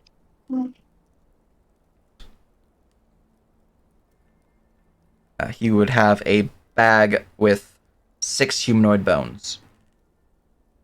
So 6 sets. This is the wrong Markeg. He's not interested in that necro shit. Hmm. I can leave the loot, the pile of bones, off your loot list if you'd like, but I have it listed there because you know that he had it. The shovel is useful though. Hmm. I don't know if anyone has a shovel. Oh, I don't have a shovel. I'll take the shovel. Going to town, right? Yeah. We could give the bones to the priest in the palace. We have a priest right here. We should probably just burn them, along with the rest of the bodies. Agreed. Most burial rituals these parts are most likely dealing with immolation anyway. You know, Yeah. due to the fears of rising as the dead. Right. Let's gather them up. Put them in a pile and burn them. All right. Gathering up the dead and setting them ablaze, it's not hard. Assumedly providing them a last rites to prevent any potential issues further down the line. It doesn't take you too long. You guys are able to continue on your way westwards back towards town. Yeah, I'll attempt a Yotan style funeral and play a funeral dirge. Let's see. Let me try my perform. Oh, I keep forgetting. I have proficiency in religion. I will help him. Yeah. Because what's religion? I have general religion. It's always good to know who to pray Yeah. to, you know. All right. Are you using that on your loot? Are you singing? Oh, I don't have a lute. I have a harmonica. Ah, harmonica. That's right. Blues. Heavy metal. So, with a 14, it's not a bad song actually. It's, you can tap your foot to it. I mean, it's not the best song for, tapping your foot to it, considering it is a funeral dirge, but you can tap your foot to it.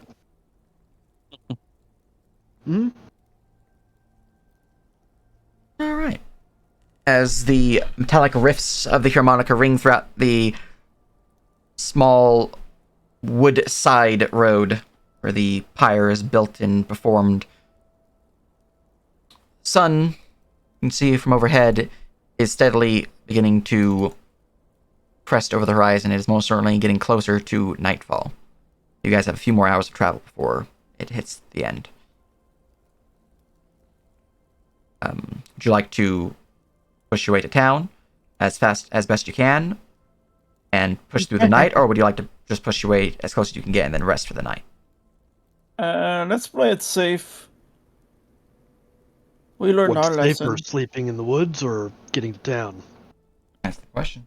We got an ambush because we weren't paying too much attention. We might get ambushed again, and I don't think Zorai can take more attacks. Not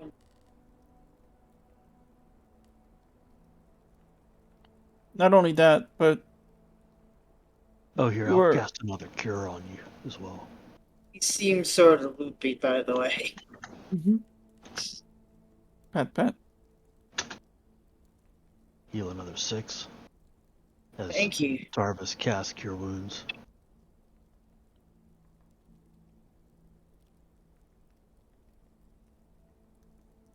Yeah, I propose the ladder. We just travel at normal pace, get as close as we can, and then we rest on the side of the road if we have to. Normal pace, then. Normal, medium. Normal pace. Okay, good. I didn't hear that. Guys, make it about halfway in between the Menhir Stone and town before night fully hits. You guys begin to set up a camp. Give me a survival check to find a nice, safe place to camp. That advantage. Mr. Nature Man. Mm-hmm. You say with advantage? Ripperoni. Doesn't really matter. Alright, unfortunately, you're not able to find a place that would provide you coverage along this road. It's pretty much, you got what you got. So you, at this point, it'd probably be safer to camp alongside the road rather than just out in the open field. Or worse, in the forest, where while you would have cover, you'd also have to deal with the creatures inside. So, either which And way, How many hours from town are we? you guys are still about 20 miles away from town. And at your current pace, of medium pace, that's about a day travel. Oh, okay. Never mind. Yeah, if you guys were going fast pace, you guys can get there probably within the evening. But you guys were going medium at that point, so. Right. Alright. But, your camp is set up, and we'll see if there's an encounter in the evening. Alright. Throughout the evening, you would hear the sounds of creatures' calls from the woods, and you would see every now and then an owl or a crow would fly by, owl swooping down and catching a field mice or failing to catch a field mice. More often than not, they do catch it, though. Other than that, your night goes by uneventfully, and you guys achieve a long rest. Yay!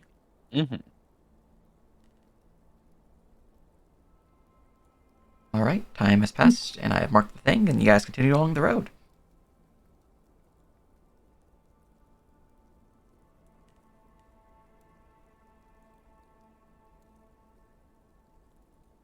Nine, 12, 1, 24. Alright, which means you guys are looking at... You guys would have finally arrived within the town of Razvin, late into the afternoon. Sun's still high up due to the time of year, as it is the end of August, essentially. But you guys do arrive back at town. No problem.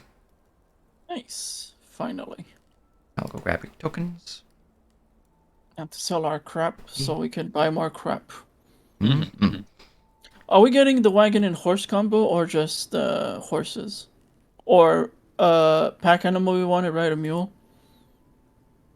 Well, we should see what's available. And, Yeah. I mean, it really depends on what we want it for. If we just want it to run to the Menhir Stone from here and cut that down, then, yeah, maybe a carriage or something. I don't know. But I do like the idea of a carriage. Well, the benefit of the carriage would be once we do reside in the manor, if we so choose, it'd be from here to the Menhir Stones, the Menhir Stones to the manor, which we just make a road at that point. Well, there is a road that's already leads to the manor. It's Oh. just not often used, and you actually don't have it on your map. Yeah, I also pro carriage. And also But for a carriage, we're probably not going to want to take it like with us to the bandit camp, kind of thing. You know what I mean? It's like if we just want more hauling capacity for stuff, we might want to just get a pack mule. Right. Okay, we can get both. Hmm?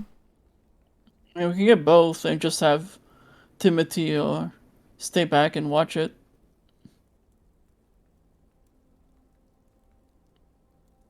He's strong. He can handle guard duty.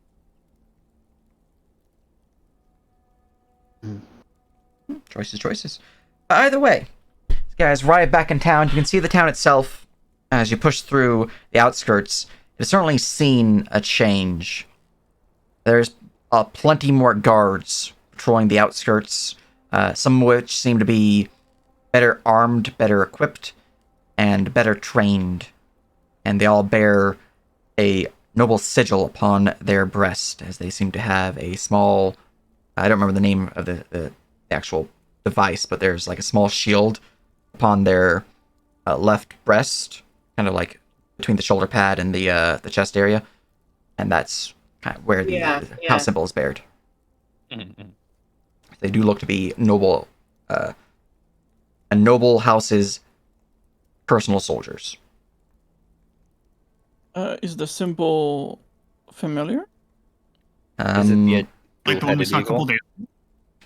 The symbol is not the one that you saw a couple of days.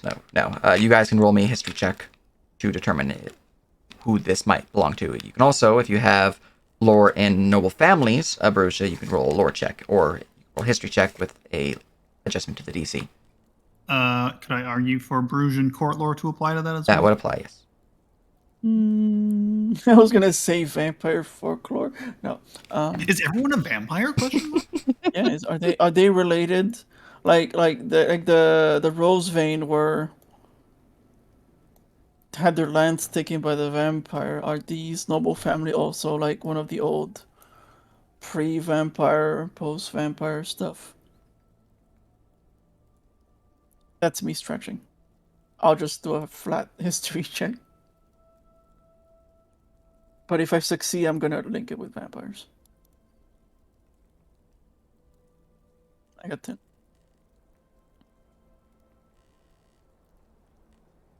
All right.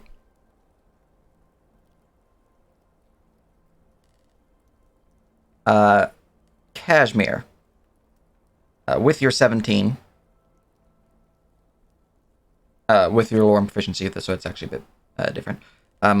With your lore check, you would recognize that these soldiers, at least the ones that are well trained, bear the symbol of House Karstein.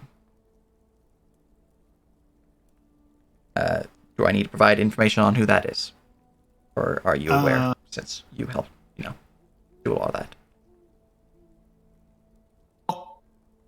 Yeah, give me information.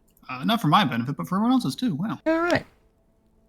House Karstein is the current ruling family within the region of Bruges. Specifically, Karstein is the imperator of both the city of Karstein and of the country. Imperator being essentially the emperor, or the high king of the land. Many view this position as what's the way to put it?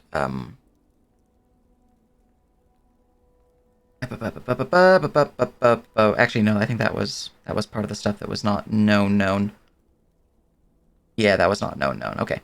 You know that Karstein himself was a hero of the Crusades, and was given his position for more reasons than just through blood, even though that the position is hereditary. With a 17, you know that his retina, his soldiers, all that good stuff, it's not weird to find them outside of his dominion. I mean, country is his dominion, though his soldiers tend to focus around the region of Karstein and the various, barony that resides there. Them being here, though, does mean that word seems to have reached the city of Karstein, and aid has been sent to help out. Interesting to see soldiers from the capital this far inland. Capital. Titan's mask. Would a 22 plus Perusian court lore give anything a little extra or no?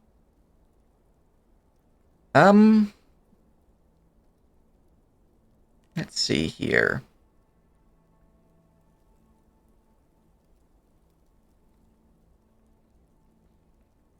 Although You would gather that some of the courtly intrigue that's going on within the palaces and castles of the greater cities, there is some word that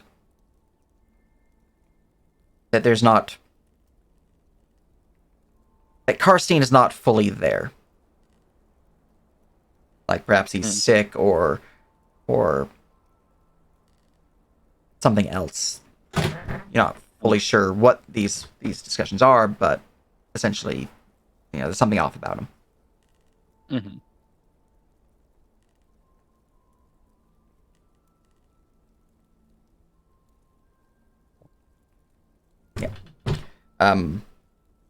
You are a Gentry, correct? For your birth, is it Gentry? No, bastard. Bastard, okay. That's close enough. Alright. Just look through my notes real quick.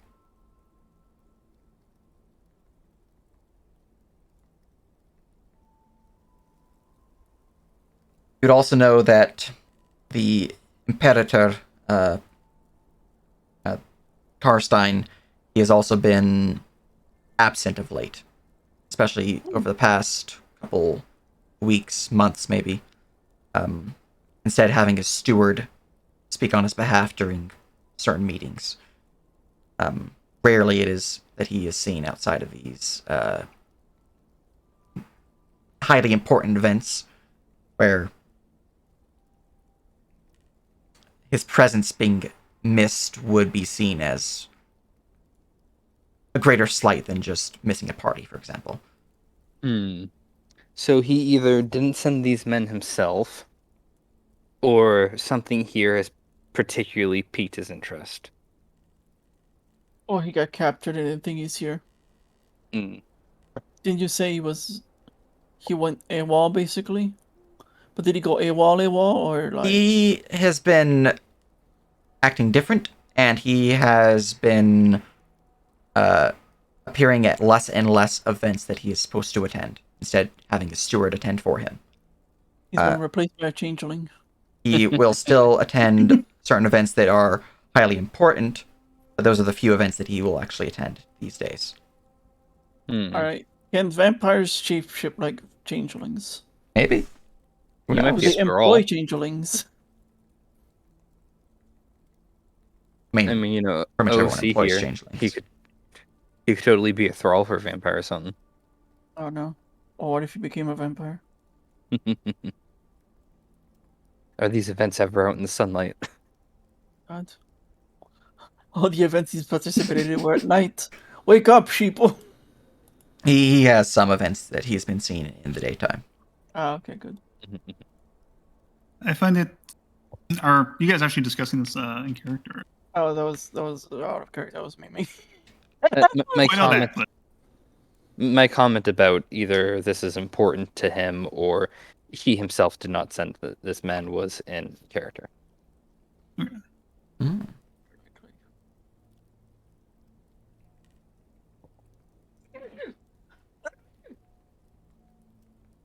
All right. So, Allergies. as you push further into town and noticing these new soldiers who are keeping watch, they do let you pass. There's no issue there, and eventually you guys do make it to the heart of town, where you can see that while the town itself is better protected, the townsfolk still seem to be on edge. Understandable. Their town just became a police state. Mm. Yeah. However, as you guys are here for reasons, one of the guards would approach you. Blonde-haired man, somewhat grizzled beard, and would speak. "Oh, you're back already, then. How'd it go? With the threat?" Yeah, slow steps, slow steps. We've not directly dealt with the threat, but we've made the connections we needed to swiftly get in and out of the heart of the forest. And we dealt with other threats. Shows a Draco skull pelt. We were originally bound back to town because I was unwell for a time, but some friendly folk we found helped us. Right. Also, all of this stuff is very heavy, so we have to unload it.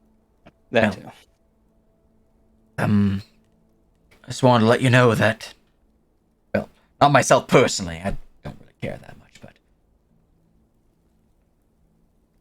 Lord Latruss, he wanted me to inform you that clock is ticking. Might want to pick up the pace. Our next set of steps is to assault the bandit hideout. Yeah. Yes, we got the men here set up. All we need is some horses. We'll go back, deal with them. Good. Has anyone tried to come through the tunnels yet? No one of you late yet, no.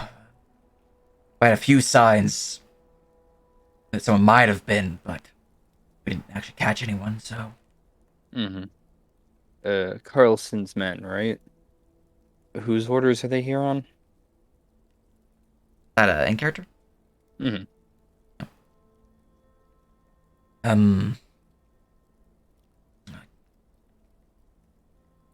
remember who exactly it was. Harstein. A boy, I think. One of the cousins, the impaired, maybe. I don't recall exactly. I just know that they were sent here, and now we're dealing with them. So, I mean, it's helpful. We definitely needed the extra protection around town, but between you and I, soldiers kind of asshats. Think pretty highly of themselves. Were they escorted in with a noble or a lord of some kind who might claim to be their commander? Perhaps we could speak with him at some point. I stay up at the keep. Perhaps you can get an audience. Hard to say they're anything like their soldiers, though. You guys want to be on your best behavior, and perhaps request an audience from another. Speak from them in that way. Seem the type to punish any slight. At least the soldiers are.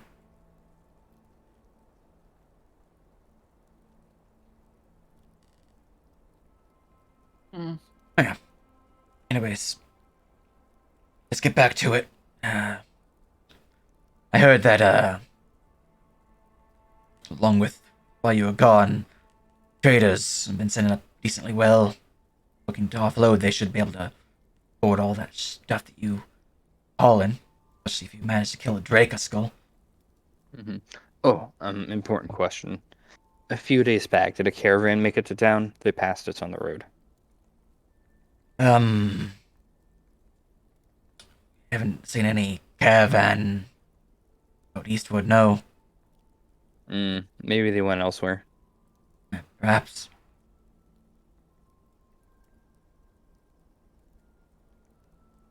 Right. I'll leave you to it then. He gives a nod and makes his way back to his post on the eastern side of town. Alright. And with that, you guys have shopping to do and perhaps people to talk to in town, but we'll leave that for next session. Hey. you guys had fun. Feel free to post into downtime activities everything you wish to purchase. I'll let you know if you can find it in town. If you want to buy magic items, if you have any concept of things you might want to purchase, just post it in there, and we'll get to it by next week. In the item lab, or Downtime activities. downtime Yeah. activities. Item lab is for things that have been confirmed, purchased, or sold. But that will be where I believe it be. I hope you guys had fun. Hope stream enjoyed the session. We're gonna see if there's anyone we can raid. Mhm. Oh look, it's Sean. He's streaming. Let's do that. Will we be yeah. staying the night? That's a good question.